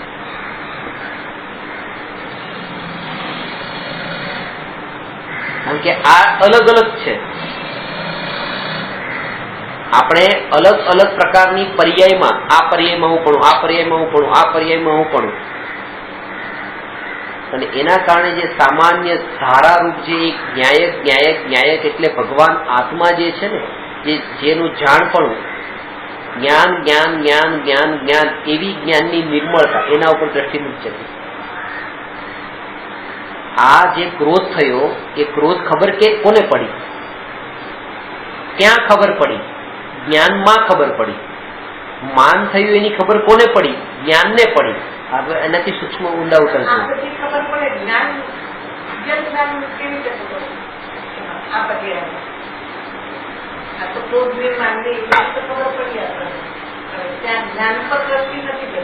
બસ એ જ્ઞાન પર દ્રષ્ટિ, કારણ કે હજી મહિમા ક્રોધની છે, એટલે મહિમા જ્ઞાનની નથી. હજી પર્યાય એ જે વિકારી ભાવ છે એ વિકારી ભાવની મહિમા છે. એટલા માટે જેને વિકારી જ્ઞેયોની મહિમા જેને છે એને એ જ્ઞાન નહીં જણાય. જેને જાત જાતના રંગબેરંગી દ્રશ્યની મહિમા છે એને સફેદ પડદો નહીં દેખાય, કારણ કે એને મહિમા તે રંગબેરંગી દ્રશ્યની છે, મહત્તા એને આપી છે ને એટલા માટે. બાકી દરેક સમયે એને અનુમાનથી પેલા એ જાણે, અનુમાનથી જ જાણે. ચિંતન એ રીતે જ ચાલે કે આ જે ક્રોધ જેમાં જણાયો છે એવો જે જ્ઞાન સ્વભાવી આત્મા આ હું. બીજા સમયે પણ આ જે જણાયો તે હું. ત્રીજા સમયે પણ જેમાં આવા પર્યાય જણાય ક્રોધાદી વિકારી એ હું. આ જ્ઞાન જે સામાન્ય જ્ઞાન જે છે એ સામાન્ય જ્ઞાન ઉપર જ દ્રષ્ટિ દે. અને ત્યારે શું થયું છે? ત્યારે પછી આ ક્રોધ જેમાં જણાયો છે એ જ્ઞાન તેવું નહીં, પછી તો આ જ્ઞાન તેવું એટલે જ્ઞાન જ જણાયું, એટલે જ્ઞાન જ જ્ઞેય બન્યું. કારણ કે જ્ઞાનને તમે જાણ્યું ને. અત્યારે જો આ ક્રોધ અને આ જ્ઞાન, તો ક્રોધ જ્ઞાનમાં જણાયો. હવે તમે કીધું આ ક્રોધ એ હું નહીં, આ તો રંગબેરંગી દ્રશ્ય, અને એ જેના ઉપર જણાયો આ સફેદ પડતો, તો આ ક્રોધ હું નહીં, હું આ. જયારે હું આ એ જાણ્યું ત્યારે તમે આને નહીં જાણ્યું, તમે આને જાણ્યું, એટલે તમારું ઓબ્જેક્ટ આ બન્યું છે, તમારું જ્ઞેય આ બન્યું. ત્યારે તમે જાણનારા છો. આ જ્ઞેય હું એવું જાણ્યું કોને? એ પણ આને જ જાણ્યું છે. એટલે જે જાણનાર હતો એ જ જાણવામાં આવ્યો છે. ત્યાં ભેદ ટળી ગયો છે, ત્યારે આ વસ્તુ નીકળી ગઈ છે. અભ્યાસ જોઈએ આનો અભ્યાસ જોઈએ. એ અભ્યાસ નહીં. 2 કલાક એક જગ્યાએ બેસી જવાનું નામ અભ્યાસ નહીં સમજતા. 24 કલાક ચિંતનની ધારા આ અભ્યાસ છે. જ્યાં પલોઠી વાળીને હાથ પર હાથ ધરીને બેસવાનું એ અભ્યાસ નથી.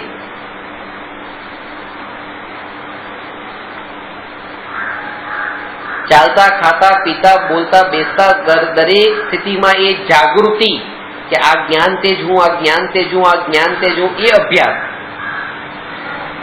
ક્લાસમાં બેસીને અભ્યાસ કરવો એ અભ્યાસ નહીં. કે ઘરમાં એક બારણું બંધ કરીને બેસી જવાનું પછી અભ્યાસ કરવો એ અભ્યાસ નહીં. દરેક સ્થિતિમાં એ જાગૃતિ કેટલી રે છે, બસ એ જ અભ્યાસ.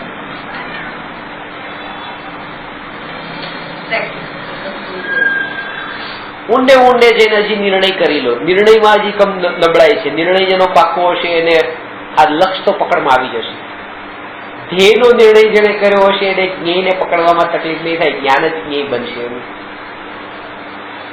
એને એને પાકું નક્કી કર્યું છે કે આજે 1 કરોડનો ચેક લેવાનો છે, તો પછી એને ત્યાં બેટિંગ કરશે જ સારી. ધ્યેયનો નિર્ણય હોવો જોઈએ બરાબર.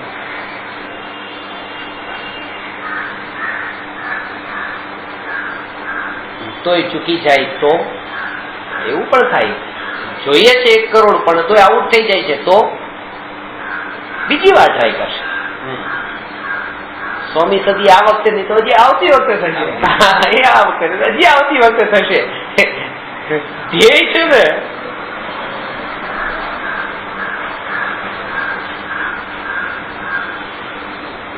આમ આવી વસ્તુ આપણે બીજી જગ્યાએ. અને હજી તમને કહું, આમાં એ ધ્યેય છે ને, એ ધ્યેય 99માં એ ધ્યેય નતું કે 99 કરવી છે, આ 100માં 100મી કરવી છે. ધ્યેય ક્યારેક એને આઉટ કરાવી દેતું હોય, લક્ષ્ય ત્યાં જતું હોય ને.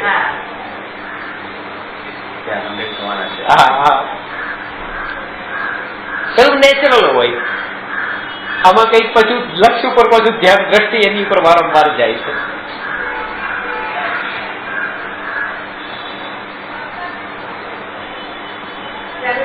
નેચરલ એટલે બધું. એક ભાઈ છે જે પ્રવચન આપતા હોય, એમનું રેકોર્ડિંગ નતા ચાલતું હોય ત્યારે એટલું સરસ પ્રવચન આપે, રેકોર્ડિંગ થતું હોય ત્યારે આમ વચ્ચે વચ્ચે અટકાઈ જાય બોલવામાં કોઈ શબ્દ, એટલે એમ કે મારું ધ્યાન ત્યાં રેકોર્ડિંગ થાય છે. છુપી રીતે તમે કરી લો કે ચાલે, કે ચલો કઈ નથી આવે, આમ બિલકુલ નેચરલ બોલવાનું છે. આમાં ધ્યાન ત્યાં જ જાય કે આ બધા બીજા કોઈ સાંભળવાના, ખોટું તો ન બોલવાના હોય. રેકોર્ડિંગ ન થતું હોય ત્યારે સાચું જ બોલતા હોય. હા, બસ અંદરથી એનું માઇન્ડ ડાયવર્ટ થાય છે. ત્યાં રિઝલ્ટ ઉપર જ્યારે લક્ષ્ય ચૂકી ગયા. થાય પણ અભ્યાસ 24 કલાકનો જોઈએ. અને અભ્યાસ 24 કલાકનો જોઈએ એટલે કે પછી તમે જ્યારે તમે આ પરિણતિ સાથે ચાલો છો ત્યારે તમને ક્યાંય ફરક નથી લાગતો. ત્યારે એ ફરક નથી લાગતો કે તમે કોણ, તમે શ્વેતાંબર કે તમે દિગંબર કે તમે સ્થાનકવાસી કે તમે ડેરાવાસી કે તમે જૈન કે તમે અજૈન કે તમે મનુષ્ય કે તમે તિર્યંચ કે તમે સંસારી કે તમે મુક્ત, પછી કોઈ ભેદ નથી લાગતો. જયારે આ અને જેટલા ભેદ ત્યાં વધારે દેખાણા છે ને, એટલી નબળાઈ આઈની સમજવી.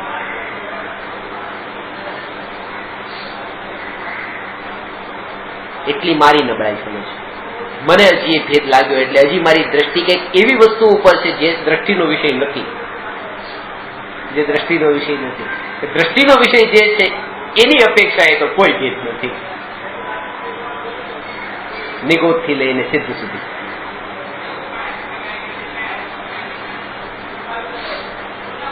આ જાગૃતિ આ રાખવી. જાગૃતિ. તમને ત્યાં શું દેખાણું? ડ્રાઈવરને તમે કીધા ત્યારે તમે ડ્રાઈવર દેખાણો અને તમે એના માલિક દેખાણા. નોકરને કીધું ત્યારે તમે નોકર દેખાણો, તમે એના શેઠ દેખાણા. તમે પત્નીને બોલાવી તો તમને પત્ની દેખાણી, તમે એના પતિ દેખાણા. તમને શું દેખાણું, તમે ત્યાં પોતાને શું માન્યું, એના પરથી ખબર પડશે કે મારી પરિણતિમાં કેટલી નબળાઈ છે. અભ્યાસ આનું નામ છે. શું અહીંયા વિદ્યાર્થી દેખાણા કે ભગવાન આત્મા દેખાણા? જો ભગવાન આત્મા દેખાણા તો મારી વિધિ બરાબર છે. વિદ્યાર્થી દેખાણા તો પાછી પર્યાય દેખાણી છે.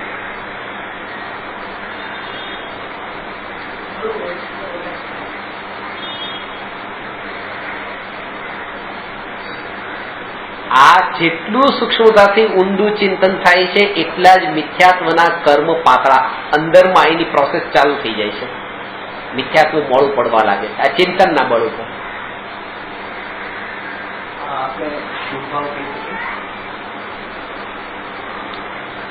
નિર્વિકલ્પ આત્માનુભૂતિનું ધ્યેય અને એ સંબંધી વિકલ્પો એ બધા જ શુભ ભાવની કેટેગરીમાં જ આવે છે. એ પણ શુદ્ધમાં તો નહીં જ આવે. શુદ્ધ. આનાથી ઉત્કૃષ્ટ બીજો કોઈ શુભ નહીં પાછો. દેવ પૂજા, ગુરુની ઉપાસના, સ્વાધ્યાય, સંયમ, તપ, આ બધા ભાવથી ઉત્કૃષ્ટ ભાવ આ નિર્વિકલ્પ થવાનો ભાવ.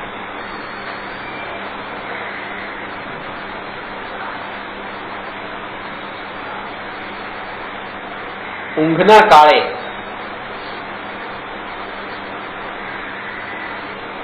જમવાનો વિકલ્પ, ખાવા પીવાનો વિકલ્પ, જમવાનો વિકલ્પ, હરવા ફરવાના વિકલ્પ, આ વિકલ્પ તો ઊંઘ નહીં આવવા દે. ઊંઘવાનો વિકલ્પ પણ ઊંઘ નહીં આવવા દે.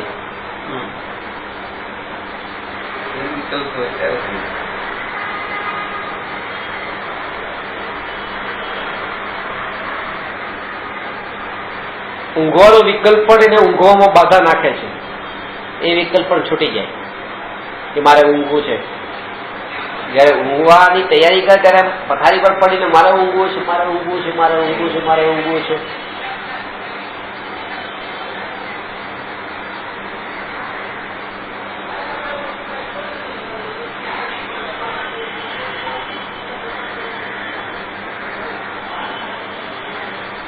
એ જે વિકલ્પ છે મારે ઊંઘવું છે, મારે ઊંઘવું છે, એ વિકલ્પ જ નથી ઊંઘવા દેતો. તમે જોશો જયારે તમને ઊંઘ આવી જતી હશે ત્યારે તમને એ કોઈ ઊંઘવાનો વિકલ્પ નહીં હોય. બધાનું એ જ છે કે ઊંઘવાનો એ નેચરલ છે, નેચરલ. એ જ રીતે આત્માની અનુભૂતિ પણ એ જ છે. મારે અનુભવ કરવો છે, મારે અનુભવ કરવો છે, અનુભવ કરવો છે. એ લક્ષ છોડી દો.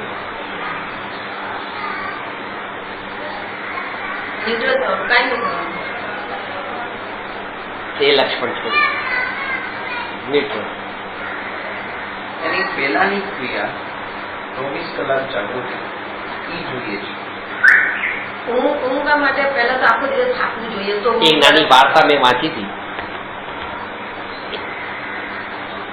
એમાં મનુષ્યના વિકાર અને વિચારો સંબંધીની વૃત્તિઓ સંબંધી એટલું સરસ વર્ણન કર્યું હતું. એક ભાઈ કે જે ડોક્ટર પાસે જાય છે અને કહે છે કે મને ઊંઘ નથી આવતી. ડોક્ટરે કીધું કે એમ સીધી ઊંઘ નહીં આવે, હું તમને એક વિધિ બતાવું. કે શું? નાઈ ધોઈને ઊંઘો છો? તો કે ના. તમે નાઈ ધોઈને પથારીમાં આડા પડવું તો ઊંઘ આવી જશે, પણ આમનામ ઊંઘ નહીં આવે. ત્યાં પણ ધીરે ધીરે સ્ટેપ બાય સ્ટેપ અંગૂઠાથી શરૂઆત કરી. પગના અંગૂઠાને કેવું, અંગૂઠા તો ઊંઘી જાય. પછી પગના તળિયાને કેવું, તો ઊંઘી જાય.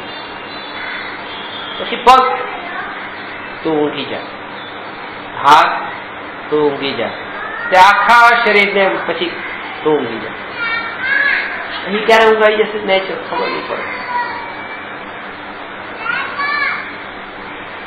ઘરે આવ્યો કે આજે પ્રેક્ટિસ કરી જોઈએ આપણે. નાઈ ધોઈને બહાર આવ્યો. એ નાઈ ધોઈને બહાર આવ્યો, એની પત્ની નાવા ગઈ. પછી એ પથારીમાં પડ્યો. પગ ઊંઘી જા, હાથ ઊંઘી જા, પીંડી ઊંઘી જા, પગના તળિયા ઊંઘી જા, આંખ ઊંઘી જા, કાન ઊંઘી જા, બધાને ઊંઘી જા. એટલી વારમાં પત્ની બાથરૂમ માંથી બહાર નીકળી જોતા જ છે આખું શરીર ને કે જાગી જા તો જલ્દી. બધા અંગો જાગો જલ્દી, આ બહાર આવી. પછી એમાં લખ્યું હતું કે અંદરની વાસના ને વિકાર એના અંદર એવો છે કે જો એની સામે એની પત્ની આવે છે તો એ ઊંઘવા પણ નથી દેતી. એમ એ વિકાર, એ પત્ની માટેનો જે વિકાર છે એને ઊંઘમાંથી પણ જતો જતો જતો ઊંઘમાંથી પાછો ખેંચીને લાવી દે છે. જે ઊંઘવા ન દે એ આત્માની અનુભૂતિમાં કેટલું બાધક બને. આ તો ઊંઘવું તો જનરલ કામ હતું.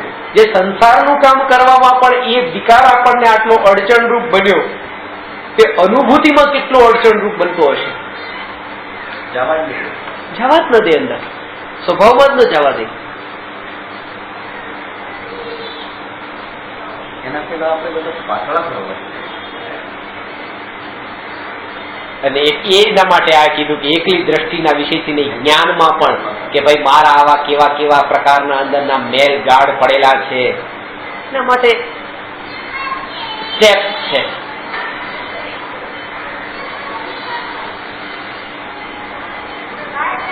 મેં પણ કોઈ પ્રવચનકારના પ્રવચનમાં તે આ દ્રષ્ટાંત સાંભળ્યું, બહુ ગમ્યું મને. મેં તમને ગઈ વખતે પણ બતાવ્યું હતું કે વિમાન ઉડે છે, પેલા રનવે પર ચાલે છે, કેટલું રનવે પર ચાલે અને પછી એ ઉપર ઉડે. આ શુદ્ધોપયોગમાં એટલે આત્મામાં લીન થવાનું, એ ઉપર જવાનું છે. પણ એની પેલા આપણે વ્યવહારમાં એ રનવે પર ચાલવું પડશે.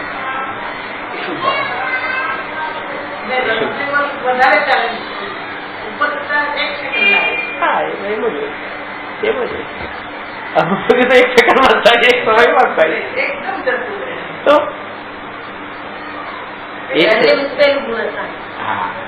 પહેલા ગુણ માર્ગાનુસારીના જે નિયમોમાં આવી જવું આ રનવે પર ચાલવા જેવું છે, અને એ બહુ જરૂરી છે. એના જે નથી પામ્યા ને બસ એ હેલિકોપ્ટરની જેમ ઉડવા માંગે છે એ સીધું એ રનવેમાં નહીં, એને સીધું હેલિકોપ્ટરની જેમ સીધું ઉપર જ જવું છે. હેલિકોપ્ટરની જેમ મોક્ષ નહીં મળે, એ વિમાનની જેમ જ છે. એ રનવે ને પછી રનવે થી ચાલી જ જવું.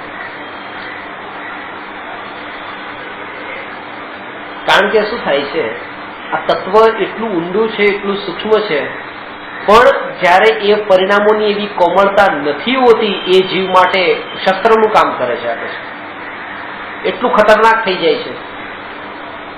રાગાદી વિકારી ભાવ મારા નથી, હું એનો કરતા નથી, હું એનો ભોગતા નથી, કોઈનો કોઈની સાથે કોઈ સંબંધ નથી.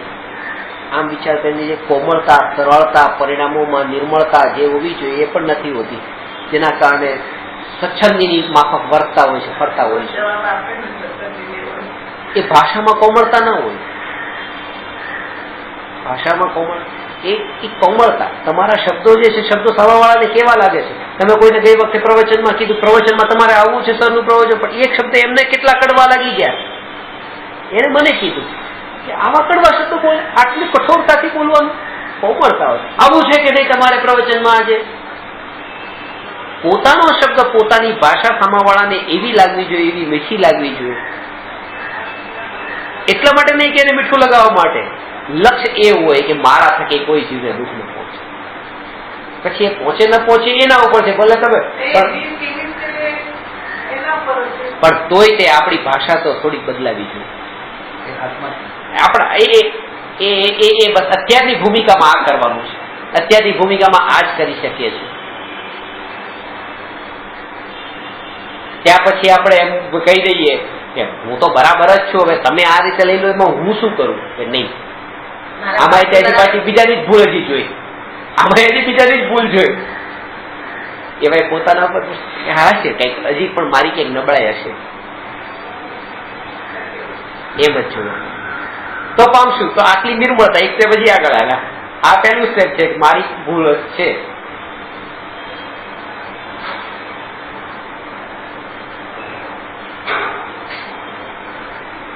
ગુરુદેવ ઘણી વાર દ્રષ્ટાંત કે અલગ અલગ પ્રકારના જે ભાવો ઉત્પન્ન થાય છે, આપણે ભાવોને પકડીએ છીએ. એક ન્યાયકનો આશ્રય નથી લેતા. એ જે ઘંટીનું આપતા ને, 2 પૈડા વાળી ઘંટી, એમાં જે વચ્ચે જે ખીલો હોય, કે જે ઘઉંના દાણા નાખ્યા એમાં ઘંટીમાં, એ પીસાય બધા, પણ એમાં કોઈ દાણો એવો હોય કે જે અટકી જાય અંદર, જે ખીલો હોય ને એની અંદર, એ ન પીસાય. એમ કે જેને એક ખીલાનો આશ્રય લઈ લીધો ને, એ ક્યારેય પીસાવાનો નથી ચક્રની અંદર. એવી રીતે જેને એક આત્માનો આશ્રય લઈ લીધો, એ આ સંસારના ચક્રમાં હવે પીસાવાનું નથી.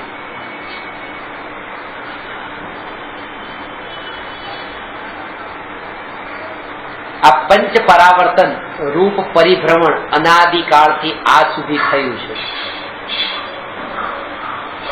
અને એ જયારે ટળી જાય છે તો એક ન્યાયકના આશ્રય ટળે છે. પણ હવે એને અલગ રીતે લો કે આ દ્રવ્ય પરાવર્તન, ક્ષેત્ર પરાવર્તન, કાળ પરાવર્તન, ભવ પરાવર્તન ને ભાવ પરાવર્તન રોકાઈ જવાનું એટલે શું? આ તો થવાનું કીધું. દ્રવ્ય પરાવર્તન રોકાઈ જવું એટલે અશરીરી થવું. હવે આ પરાવર્તન રોકાય. પેલા જે વાત થઈ હતી કે અનાદિકાળથી બધા પૂતગલ પરમાણુને ગ્રહણ કર્યા, હવે એક પૂતગલ પરમાણુ પણ આત્માએ ગ્રહણ નથી કર્યો. ભાવ કર્મ, દ્રવ્ય કર્મ અને નો કર્મ ત્રણેય કર્મોથી રહિત થયો. અશરીરી થવું આ દ્રવ્ય પરાવર્તન ટળી. જ્ઞાન શરીરી થવું, અશરીરી એટલે જ્ઞાન શરીર. ક્ષેત્ર પરાવર્તન ટળવાનો મતલબ અનંત કાળ સુધી એક આકાશ પ્રદેશ પર સ્થિર થઈ જવું.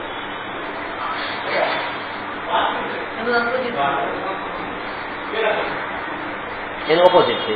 પહેલામાં બધા આકાશ પ્રદેશ ઉપર પરિણત, હવે એક પ્રદેશ પર સ્થિર થઈ. અનાદિકાળથી એક સમય માટે પણ ન્યાયક ઉપર દ્રષ્ટિ નથી. હવે એક સમય માટે પણ ન્યાયક ઉપરથી દ્રષ્ટિ ન હટવી, આ કાળ પરાવર્તન નું કહે.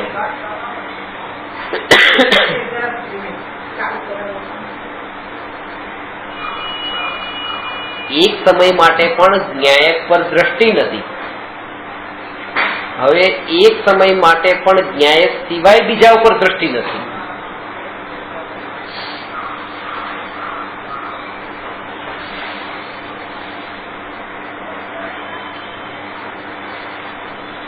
ભવ પરાવર્તન.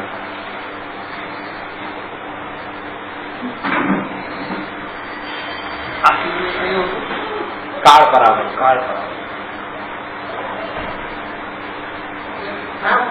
ભાવ પરાવર્તન જયારે ટળી જાય, ભવ પરાવર્તન, ભવ પરાવર્તન.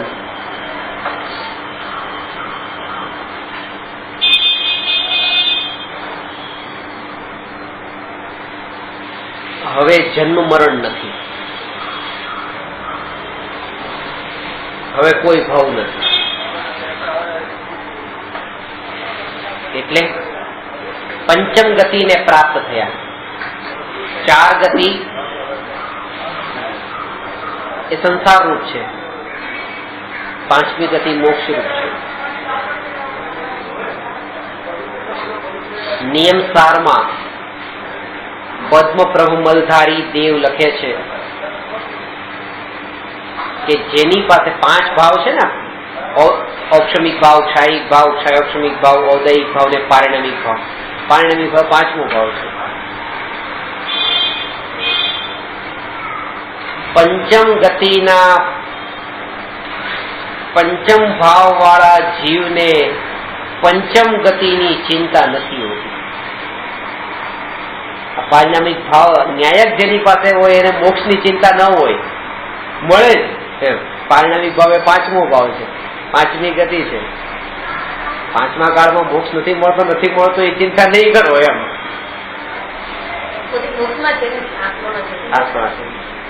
મોક્ષ કયો નહીં શુદ્ધતા. આ સમન્વય બહુ જોઈએ. કૃપાળુ દેવનો ભક્તિ માર્ગ ને જ્ઞાન માર્ગ ને બધાનો એક સાથે જો સમન્વય હોય ને આ તત્વ જ્ઞાન જો સાથે હોય ને,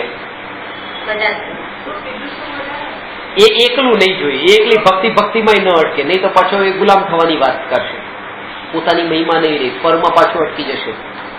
અને એકલો પછી પોતાનામાં પોતાની વાત ન કરે, ત્યારે વ્યવહાર વાળો પક્ષ પણ બંનેને એક સાથે રાખે અને એ જાણે કે આ સ્ટેજમાં મારે કયું અગત્યનું છે.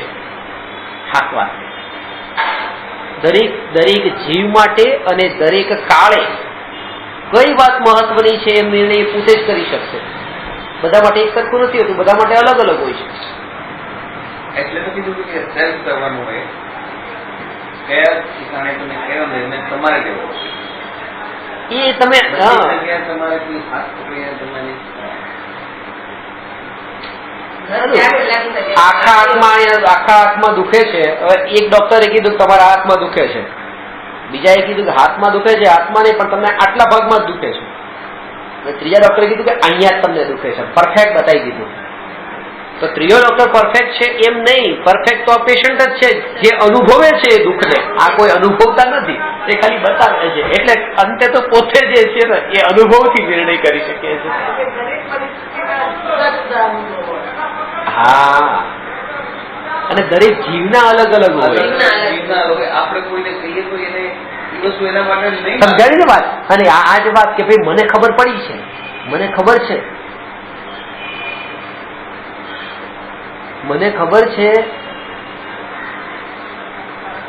કે આ મમ્મી મારી નથી, મને ખબર છે.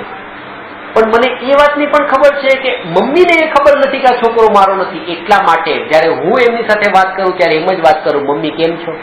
કારણ કે એમને નથી ખબર કે આ છોકરો મારો નથી. એમની પાસે જાઉં ત્યારે મારે એ જે માને છે ને એ રીતે જ વાત કરવી પડશે, કારણ કે એ જીવની ભૂમિકા અલગ છે. એટલે જ્ઞાનીઓનો અજ્ઞાનીઓ સાથેનો વ્યવહાર જે હોય છે, અજ્ઞાનીઓને જે સમજાય એવો હોય છે. હે ને પડી એટલે જ્ઞાનીઓ જયારે અજ્ઞાનીઓ સાથે વ્યવહાર કરે ત્યારે એવી જ વાત કરે જેવી અજ્ઞાનીઓના અંદર એ વાત ચાલતી હોય વ્યવહારમાં. જોઈને બસ. દરેક માટે અનુભવ છે. સીધી. બાળકોને પોતાની માટે જ અનુભવ છે કે આ રીતે આ કરીશ તો મારે અને પાત્રતા બધાની અલગ અલગ પાત્રતા છે. એટલે તો સાહેબ કીધું છે કે જેટલા સિદ્ધ થયા છે બધા પોતાના ચિંતનથી છે. થયા છે એક જ ચિંતન નથી. એ આ મોક્ષ માર્ગ અનેક છે. આગળ અલગ અલગ ચિંતન પોતપોતાના ચિંતનથી થયા છે. પોતપોતાના નયથી ગયા છે. બરાબર છે. જીવ ચાર ઘર ચલાવી શકે પણ ભાવ તો એક ના ચલાવી શકે. હા જીવ કોઈ બી હોય તો ચાર ઘર ચલાવી શકે પણ ભાવ તો એક જ ચલાવી શકે. ભાવ હા. ભાવ તો ચાર ઘરનું જાણી શકે પણ ભાવ તો એક ના જાણી શકે. કયા ભાવ? જીવને આત્માના ભાવ. હા, આત્માના ભાવ.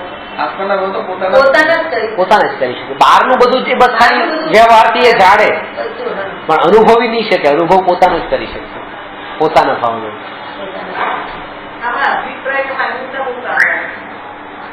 હા એ વાત બરાબર છે. અભિપ્રાય તો બહુ જ એ પાછું એ અભિપ્રાય અંદરની વાત છે. જયારે ભલે મમ્મીને ખબર છે કે આ મારો છોકરો છે, મને ખબર પડી ગઈ છે દુનિયામાં કોઈનું કોઈ નથી હોતું, પણ જયારે હું એમની સાથે વાત કરું ત્યારે હું મમ્મી કહીને જ વાત કરીશ અને ત્યારે મારો અભિપ્રાય એ જ હશે કે આ મારી મમ્મી નથી. આ અભિપ્રાયને તો સવારી કરવાની છે. કરવાની છે. અભિપ્રાય તો એ જ જોઈએ. હર જગ્યા કરવાની તો એ તો સવારી છે આપણી. કરવાની છે. અભિપ્રાય તો એ જ જોઈએ. આ ગાડી કોની છે કે આ ગાડી તમારી છે. તો એ તમારી સાથે વાત કરું ત્યારે એમ જ વાત કરીશ કે આ ગાડી તમારી છે. ભલે આ પ્રવચનમાં વાત કરી કે કોઈ નથી એક પરમાણુ મારો, આ ગાડી તમારી છે, પણ ત્યારે માન્યતા એ જ હશે ગાડી કોઈની નથી. એના સ્વચતુષ્ટય એ ગાડીના પરમાણુ ગાડીમાં છે, તમારા આત્મા તમારામાં છે, હું મારામાં છું, વિકલ્પમાં છે. એ અંદર અભિપ્રાયમાં હોય. બોલવામાં એટલું બોલે આ ગાડી તમારી છે, આ ગાડી મારી છે, જયારે જરૂર પડે તો. એ પણ અપ્રયોજનભૂત નહીં. પ્રયોજનભૂત જ બોલવાનું. પ્રયોજનભૂત જ એમ નહીં કે પાછું વ્યવહાર કરવાનો તો પછી બસ ડગવસી નહીં હોય. પ્રયોજનભૂત.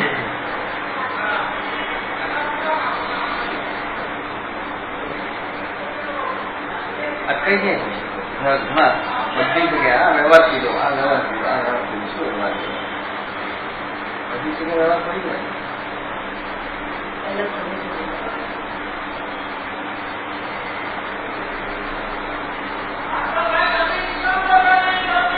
એને કીધું એને એ રીતે ગ્રહણ કરી લીધું કે વ્યવહાર કરવાનો, પછી વ્યવહાર બધી જગ્યાએ વ્યવહાર કરવા લાગે, એમાં જ જિંદગી નીકળી જાય. પછી એ તો જે કરી જ રહ્યા હતા પહેલેથી, ઉલટું એને ધર્મનો સિક્કો લાગ્યો કે આને ધર્મ કહેવાય એટલે વધારે સારી રીતે કરે કે આને ધર્મ કહેવાય. ધર્મમાં પણ આ કરવાનું કીધું છે, આ ગાડી તમારી આ ગાડી મારી.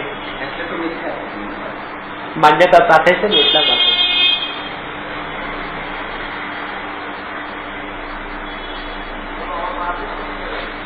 એટલે કૃપાળુએ કીધું કે પોતાનો આગ્રહ રાખીને પોતે એ રીતે આગ્રહને છોડી દે. પોતે પોતાનો આગ્રહ છોડી દે. એ કે આજે હું માનું છું બરાબર છે, હું આ વ્યવહારમાં કરું છું આ બધું બરાબર છે, આમ જ હોય આમ જ હોય બધું બરાબર છે.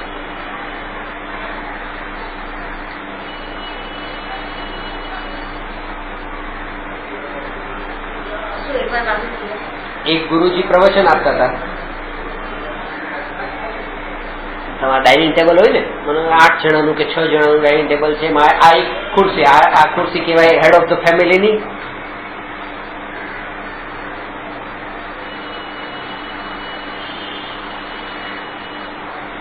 બસ હું જ મહાન, હું જ મેન.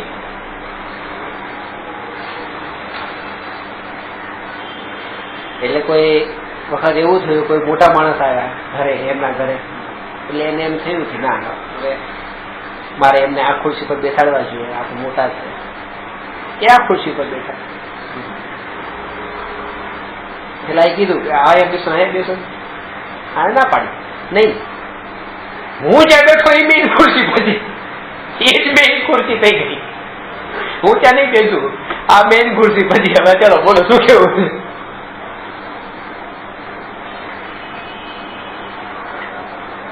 હેડ ઓફ ધ ફેમિલીની થઈ ગઈ કે હું આ ખુરશીમાં નથી માનતો, હું મારામાં એટલું માનું છું, હું જ બસ એ જ મેઇન.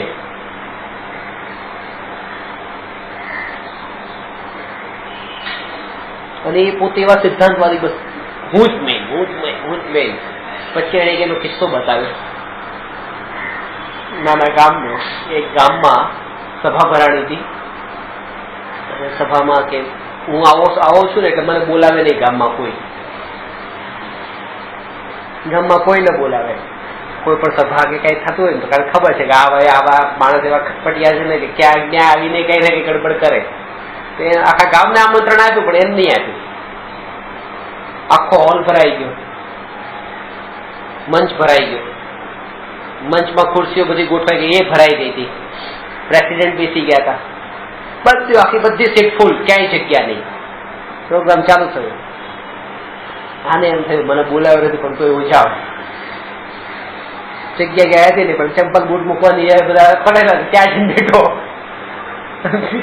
એક ભાઈ વાત ચાલુ કરી, બીજા વાત ચાલુ કરી, ત્રીજા ચાલુ કરી. 3 જણા એ બાજુ ફરી ગયા. ધીરે ધીરે બીજા 2-4 ફર્યા. ધીરે ધીરે બધા અડધી સભા ફરી આ બાજુ ફરી ગઈ. થોડી વાર થઈ, 15-20 મિનિટમાં બધા લોકોનું મોઢું આની તરફ. આઈ એમ ધ પ્રેસિડેન્ટ બોલાવે શું કેવું.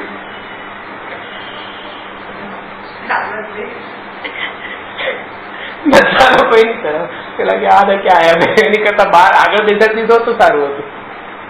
પણ આજે હું મુખ્ય, હું આખા ગામને ફેરવી નાખું પણ હું ન ફરું. આ આગ્રહ અંદર પડેલો છે. તમે 10 જણા ખોટા, તમે 100 જણા ખોટા, હું સાચો. એક પણ માટે એવો વિચાર ના આવે કે આ વાતે ખોટી હોઈ શકે છે. પણ એવો વિચાર એને આવે જેનું માન કશાય, જેનું પાતળું પડ્યું હોય. તીવ્ર માની જીવને આ ભાવ ન આવે કે હું ખોટો.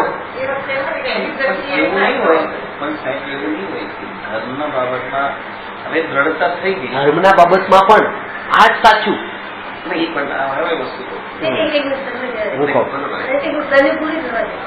આ જ સાચું ધર્મની બાબતમાં, આ જ સાચું. એ પણ ખોટું, કારણ કે અનેકાંત છે ને એની રીતે એ સાચું. આ અપેક્ષાએ આ સાચું, આ અપેક્ષાએ આ સાચું. ત્યારે મેં તમને વાત કરેલી કે જયારે તમે ધર્મ સમજો છો ત્યારે ધર્મ સંબંધી પણ આગ્રહ નીકળી જાય છે. ત્યારે કોઈ જે પાપ કરે તો બરાબર છે, યોગ્ય છે, પરિભ્રમણ થવાનું છે ને, એ અપેક્ષા એ યોગ્ય છે. માન્યતા તો આપણી છે, માન્યતા આપણી છે, એમાં તો કઈ ફેરફાર નહીં. ભલે સામે વાળો ગમે અને એ અનુભવ પૂર્વકની વાત છે. આજે આપણે અત્યારે જેને કહીએ છીએ ને આ સાચું, આમાં અનુભવ નથી હોતો. આમાં એકલો આપણો અહંકાર હોય છે. અત્યારે જે આ કહીએ આમાં અનુભવ નથી હોતો. પેલો અનુભવ થયો છે કે આ જ હું છું.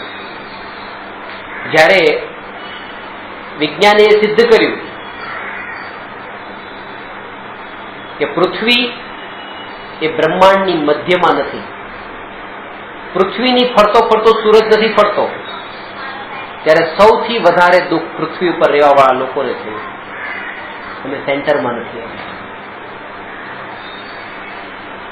કીધું એને પૃથ્વીની ચારે બાજુ સૂર્ય નથી ફરતો, સૂર્યની ચારે બાજુ ફરતી ફરતી પૃથ્વી ફરે છે.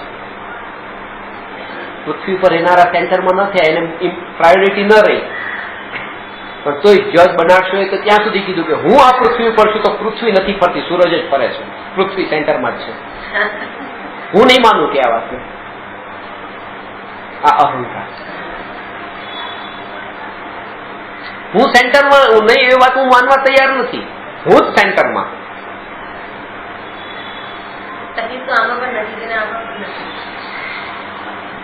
આ અનુભવથી નથી, આ તો ખાલી તર્ક, યુક્તિ, અનુમાન, આ બધું. પણ આત્મા એ જગતમાં સર્વોત્કૃષ્ટ પદાર્થ છે, એ અનુભવ થયો છે ને, એ અનુભવથી છે. એટલે એમાં પછી આગ્રહ નથી કહેવાતો. આગ્રહ ત્યાં સુધી કહેવાય છે જ્યાં સુધી આપણે અનુમાનથી જાત જાતના તર્ક વિતર્કો કરતા હોય ત્યાં સુધી. હું તમારી સામે તર્ક કરવા લાગુ ને કે આત્મા જ સાચો છે, આત્મા જ સાચો છે, અને તમે એમ કહો કે ના, પાપ પ્રવૃત્તિ જ સાચી છે, તમે ખોટા છો ને હું ખોટો છું. કારણ કે તમે અનુભવમાં નથી ને હું અનુભવમાં નથી. બે અનુભવની બહાર છે ને વાત કરીએ છીએ ધર્મની. બે ખોટા છે. જે પામ્યો બસ એ સાચો, એ બોલશે નહીં. એ બોલશે નહીં, પછી ત્યાં બોલવાનું ચૂપ બંધ થઈ જાય, એ વિવાદમાં નહીં પડે.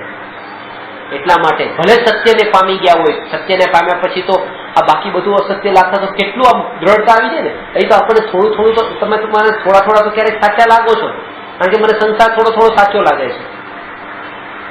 પણ જયારે પૂરેપૂરું ખોટું લાગે ત્યારે પછી કેવું લાગે, તમારા પ્રત્યે કેવો ભાવ થાય? કે બિલકુલ નહીં થાય, કારણ કે પામેલો પછી એ બધામાં પડતો નથી. એટલે આર્ગ્યુમેન્ટ ઓલવેઝ રોંગ. એટલે કીધું, હું બસમાં જાઉં છું, મારી બાજુમાં કોઈ બેઠો છે, લાવ ને હું આને આ વાત સમજાવી દઉં. મને ખબર છે કે જે વચ્ચે ગાળો બોલે છે, કોઈ સાથે ફોનમાં ગમે તે કે એ ખોટું છે, નહીં મારું એ પ્રયોજન શા માટે મારે કહેવું? એટલે શાસ્ત્રમાં કીધું છે કે તમે જ્ઞાની છો, તમે અનુભવી છો, તમે પામેલા છો, ને તમને કહેવાનો વિકલ્પ ઉઠે તો ઉઠવો જોઈએ. એટલે આચાર્ય દેવોએ શું કર્યું? મોઢે આમને સામને ઉપદેશ નહીં આપ્યો, લખી મૂકીને જતા રહ્યા. કોઈ સાથે આ વિકલ્પ આવ્યો તો એટલે લખી નાખ્યું. બાકી કે તો એને જ છે, સામે ડાયરેક્ટલી પણ બતાવે, પણ એને જે અત્યંત વિનયવાન થઈને સામેથી પ્રશ્ન પૂછે તો એનો ઉત્તર બતાવે, બાકી સામેથી નથી. કારણ કે જ્યાં વિશુદ્ધિ હોય ત્યાં દેશ ના હોય. 5 લબ્ધિમાં જે ક્ષયોક્ષમ વિશુદ્ધિ, દેશના પ્રાયોગ્ય ને કરણ, તો જ્યાં વિશુદ્ધિતા હોય ત્યાં દેશ ના હોય.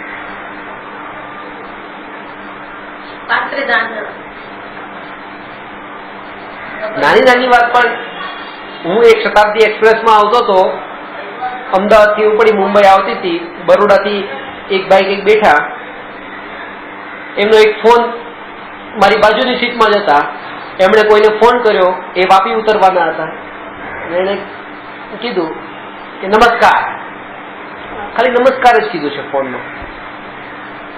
સામાવાળા ભાઈ કીધું હાજી, અને આ ભાઈનો પિત્તો ગયો. તમે અમને સલામ માલેકુમ કહો તો અમે માલેકુમ સલામ કહીએ છીએ, તમે નમસ્કાર કહીએ, તમે નમસ્કાર કેમ નથી બોલતા? હાજી કેમ કીધું? નમસ્કાર બોલવું જોઈએ તમારે. કઈ હું તમને નમસ્કાર કહું, તમે નમસ્કાર નથી બોલતા, હાજી કીધું એટલે વળી તમારે આ બાબતની હવે માફી માંગવી પડશે. ઘણું થયું. આની પહેલા તમે 3 વાર મને 3 વાર ફોન કર્યા હતા, તમે 3 વાર નમસ્કાર બોલો છો, તમે ખાલી હાજી બોલો છો. આવતીકાલે મારા ટેબલ પર એને ત્યાં કામ કરતા હશે, મારા ટેબલ પર તમારી માફી લખાણમાં જોઈએ. આજુબાજુ ડબ્બા બધા એટલા હશે. આ ભાઈ ની અત્યારે ખોપડી ગઈ હતી. લખાણમાં માફી જોઈએ કે હું નમસ્કાર નતો બોલ્યો, હવેથી નમસ્કાર બોલું છું. પેલો કે માફી માંગી, પણ લખાણમાં નહીં માંગુ પાછું. ના, લખાણમાં 15 મિનિટ સુધી એ બે વચ્ચે ઝઘડ થઈ, પછી એ નક્કી થયું ઠીક છે, પેલો કે માફી માંગી લઉં. પણ કે આ વખતે નમસ્કાર ની માંગી, જેની પેલા નમસ્કાર વાળી નહીં માંગુ, પેલા વાળી કે 3 વખતની માફી લખવી પડશે. આટલી એવી વાત કે નમસ્કાર બોલે ને સામે વાળો નમસ્કાર કેમ ન બોલે, એમાં માન ખવાઈ ગયું. એ ખોટું લાગ્યું ને, આમ બરાબર નથી, આમ હોવું જોઈએ. જયારે આપણે બધા જજમેન્ટ કરવા માંડીએ છીએ ને, આ બરાબર નહીં ને આમ બરાબર છે, ત્યારે જ કશાયો ચાલુ થાય છે. અને જયારે એ કહે કે જે થયું છે તે કેવું થવા યોગ્ય થાય છે, બરાબર છે, આ બરાબર નથી.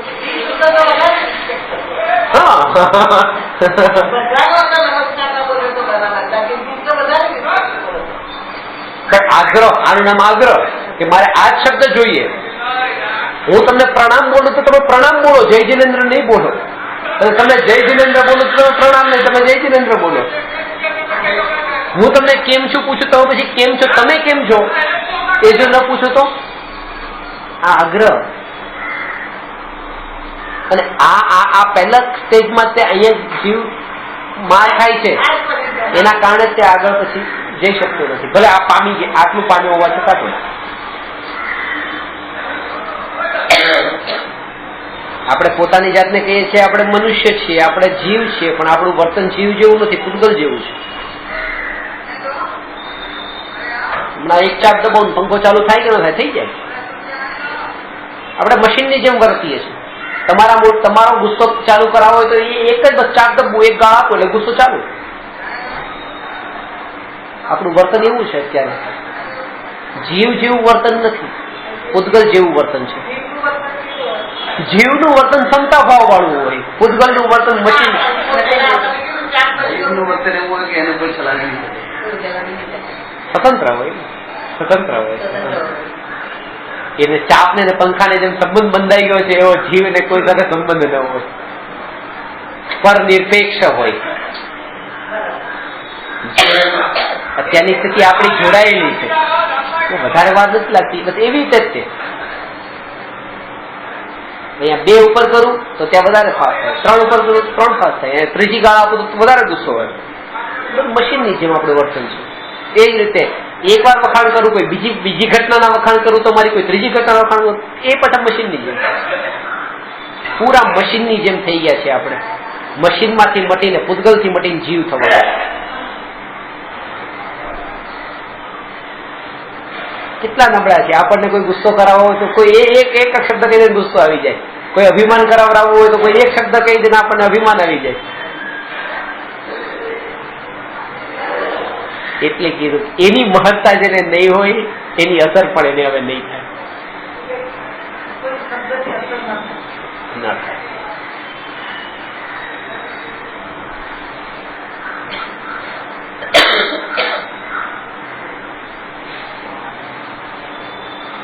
આ પંચ પરાવર્તન રૂપ સંસારમાંથી છૂટવાનો એકમાત્ર દ્વાર, જ્યાંથી આ જીવ સંયમ ધારણ કરીને છૂટે છે, આ મનુષ્ય ભવ છે.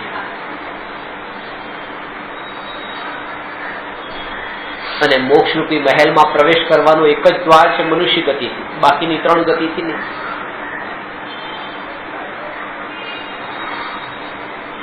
એક રાજમહેલ છે,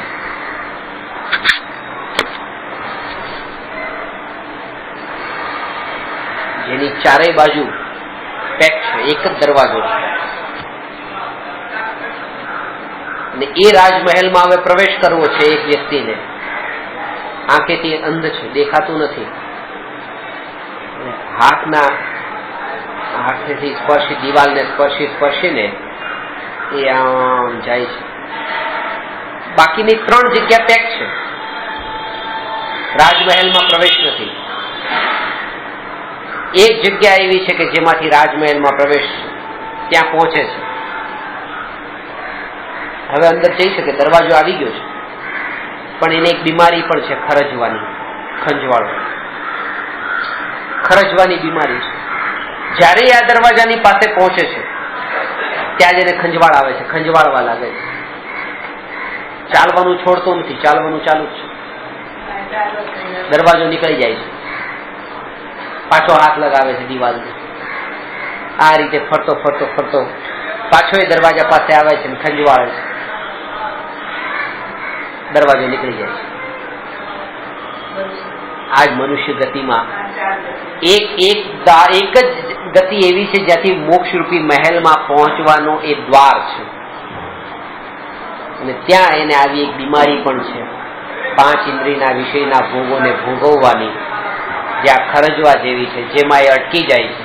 અને મનુષ્ય ભવ ધારા પ્રવાહથી વહેતો જાય છે, પૂરો થઈ જાય છે. વીજળીના ચમકારા જેમ પરાવર્તન કરતો રહે છે પાછો.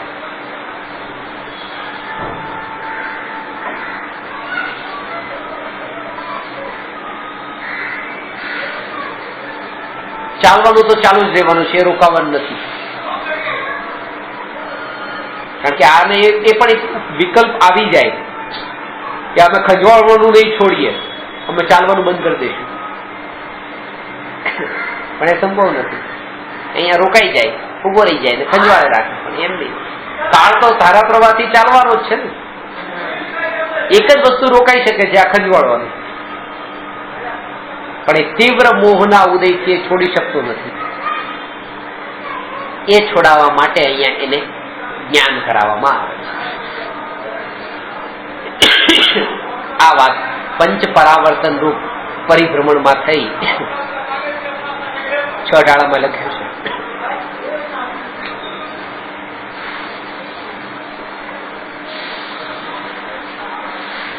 જો વિમાન વાસી હું થાય, સમ્યક દર્શન બિન દુઃખ પાય, કહતે ચયથા વર્તન ધરે, યો પરિવર્તન પૂરે કરે. આ જીવ ક્યારેક વૈમાનિક દેવ પણ થયો જો વિમાનવાસી હું. સમ્યક દર્શન બિન દુઃખ પાય, સમ્યક દર્શન વિના એ ત્યાં પણ દુઃખી જ રહ્યો. ત્યાં પણ એને એ ભાવ એક લઈને ગયો ને એના કારણે, ભાવ અહીંનો જ હતો ત્યાં પણ. પોતાના ચહેરામાં કદરૂપો ચહેરો હોય તો તમે એને 10 રૂપિયાના દર્પણમાં ચહેરો જોવો કે પછી 1 લાખ રૂપિયાના દર્પણમાં જોવો કે દુનિયાના કોઈ પણ દર્પણમાં જોવો, એવો જ દેખાશે. ઘણા લોકોને એવું હોય કે જ્યાં જાય ત્યાં ઝઘડા થાય, ઘણાને એવું હોય કે જ્યાં જાય ત્યાં પ્રેમ થાય. એક અંદર એ જ્યાં જાય ત્યાં, કારણ કે દર્પણ ભલે બદલી નાખ્યા, પોતે તો એનો એ જ રહ્યો ને, ત્યાં બધે એને એવા જ મળશે, એવા મળશે એટલે એવા રૂપે એને દેખાશે બધા.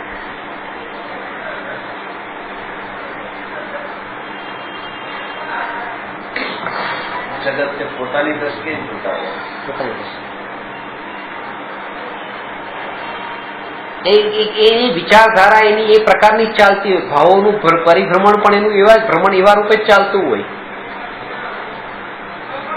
એક ભાઈ વેપાર ધંધામાં એટલા અટક્યા કે એમાંથી બહાર નથી નીકળતા. એની પત્નીને એમ થયું કે લાવ દેવલા લઈ જાય, દેવલા લઈ ગયા, ત્યાં કામ ચાલુ કર્યું, જમીન ખરીદીને ત્યાં બિઝનેસ ચાલુ કર્યો, જ્યાં રોકાણ હતા ત્યાં. પત્ની કે બહુ હવે કે ચલો અહીંયા આવે કે ત્યારે મુંબઈ નો છૂટી જાય વેપાર ધંધો, અહીંયા પ્રોપર્ટી નું કામ ચાલુ કર્યું. એક દિવસ લઈને ગયા હતા, ત્યાં પ્રવચન પૂરું થયું, એક ભાઈ કોઈ મળી જાય એમના જેવા, વાતો થઈ, પછી ત્યાં મળી પણ જાય, આવા જ મળી જાય. તમે દર્પણ ગમે એટલા બદલી નાખો, તમને એવા ને એવા મળશે જેવા અહીંયા મળતા હતા, કારણ કે ભાવ તમારો સાથે લઈને ગયા છે.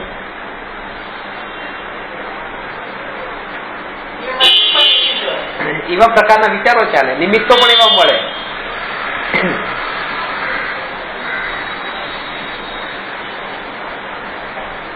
મળી જાય એમ કોઈ સાધારણ કારણથી. બીડી પીવા વાળો છે, બીડી છે ખિસ્સામાં પણ માચીસ નથી. હવે બીડી પીવા વાળા બીડી પીવા વાળો યોગ મળી જાય, માચીસ છે, માચીસ છે, માચીસ છે, માચીસ છે, માચીસ છે, નથી માચીસ છે, એનો બદલા બીડી પીવા વાળા મળી જાય. બીડી પીવા વાળા બીડી પીવા વાળા યોગ મળી જાય.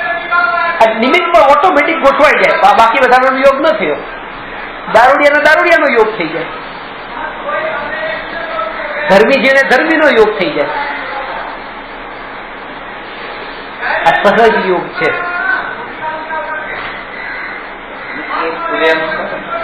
આવું ગોઠવાયેલી વ્યવસ્થા છે પ્રકૃતિની, વ્યવસ્થા છે ગોઠવાયેલી. આમાં પણ આપણા વિકલ્પ કઈ નથી, સહજ છે વ્યવસ્થા.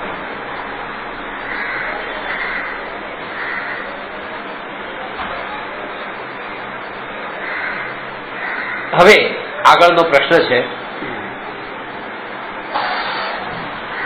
સમ્યક દ્રષ્ટિની, પ્રશ્ન નંબર 240, સમ્યક દ્રષ્ટિની પરિણતિ કેવી હોય છે?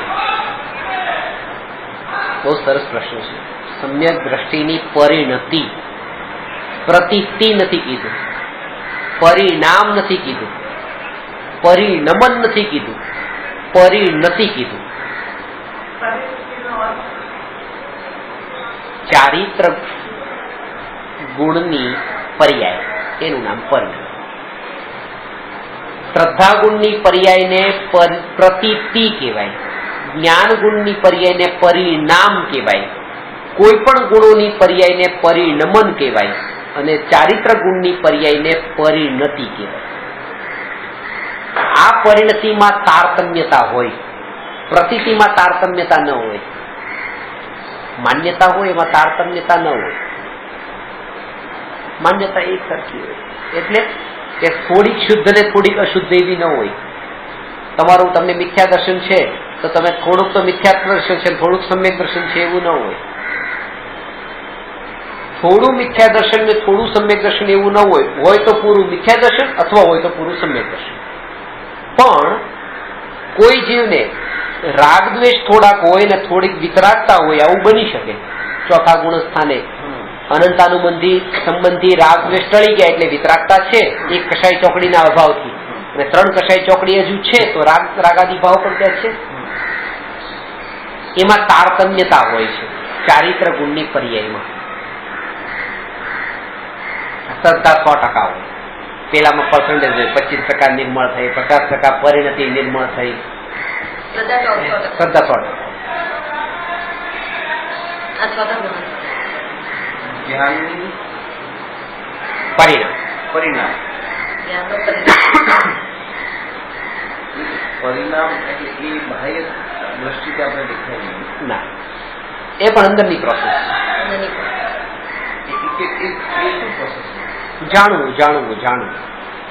હા, જે કઈ પણ થઈ રહ્યું છે એને જાણવું. પરિણામ એનો ફલ પોતે વેદે છે.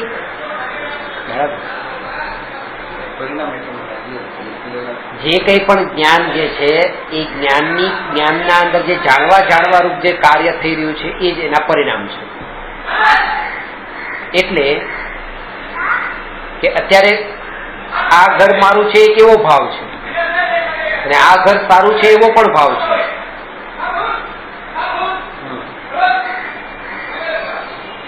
તો મારું છે તો શ્રદ્ધા છે, સારું છે ચારિત્ર ગુણની પર્યાય થઈ, અને એને આ બેયને જાણવા વાળો આ મારું છે ને સારું છે એની ખબર જ્ઞાનને પડી ને. આ જાણનાર પરિણામ એ પરિણામ. અને એ પરિણામો જેટલા અંશે એની સાથે જોડાયેલા છે બસ એટલો એ દુઃખી છે, જેટલો એ છૂટો પડે છે એનાથી કે આ પણ હું નહીં, આ પણ હું નહીં, હું તો જુદો. એટલે જ્ઞાન બસ એ જ્ઞાન પરિણામ નિર્મળ.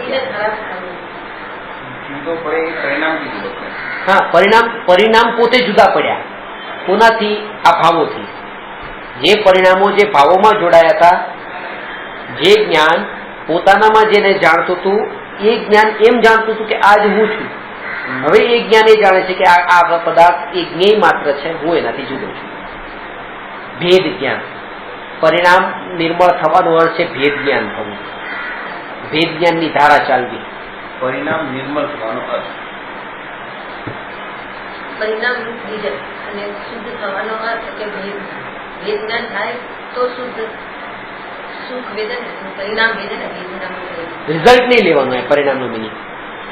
પરિણામ એટલે રિઝલ્ટ નહીં. રિઝલ્ટ નહીં, પરિણામ એટલે પરિણામ. જે ભાવ કહીએ ને, ભાવ. આના પરિણામ કેવા છે? આ દરેક જીવના પરિણામો અલગ અલગ છે. પરિણામ એટલે ભાવ. એ ભાવ એટલે આપણે જ્ઞાન ભાવ.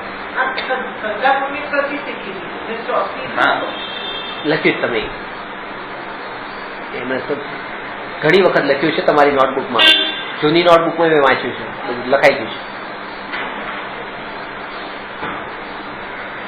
અંદર ઉતારો, અંદર જે વસ્તુ છે ને એ કે જયારે હું તમને કહું ને ત્યારે એ સમયે ઘણી વખત એવું થાય કે એ સમયે તમે જેટલા અંદર ઊંડા સ્પર્શી ગયા ને એ વાતમાં લખવાની જરૂર ન પડે.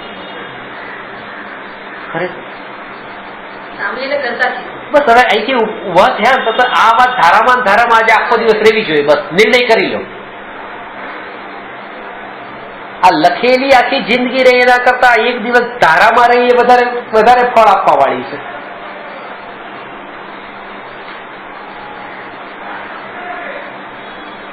અને પરિણતિ શુદ્ધ પણ હોય છે, અશુદ્ધ પણ હોય છે. સમ્યક દ્રષ્ટિ. સમ્યક દ્રષ્ટિનો અર્થ અહીંયા ચોથા ગુણસ્થાન વર્તી સમ્યક દ્રષ્ટિની વાત. પરિણતિ શ્રદ્ધા, ચારિત્ર. પરિણતિ ચારિત્ર, પ્રતીતિ શ્રદ્ધા, પરિણામ જ્ઞાન, અને પરિણમન એટલે કોઈ પણ ગુણ. એ પૂતગલોમાં એ પરિણમન હોય, પૂતગલોનું પરિણમન હોય ને. પણ એ પરિણતિ કેવી હોય, કેટલા અંશે નિર્મળ હોય, નિર્મળતા એ શું કામ કરતી હોય, મલિનતા હોય એ શું કામ કરતી હોય, અને એ નિર્મળતાથી વધારે નિર્મળતામાં વૃદ્ધિ કેમ થતી હોય, અહીંયા એ બતાવવા માંગે છે કે જ્ઞાની સંસારમાં જગતમાં રહીને, અહીંયા આ વ્યવહારમાં રહીને એનાથી કેવી રીતે અલિપ્ત રહી છે. કોના બળ પર અલિપ્ત રહી છે એના ઉપર હવે ચર્ચા કરવાની છે, જે આવતીકાલે. નમો અરહંતાણમ નમો સિદ્ધાણમ નમો આયર્યાણમ નમો ઉવજ્જાયાણમ નમો લોએ સૌવતા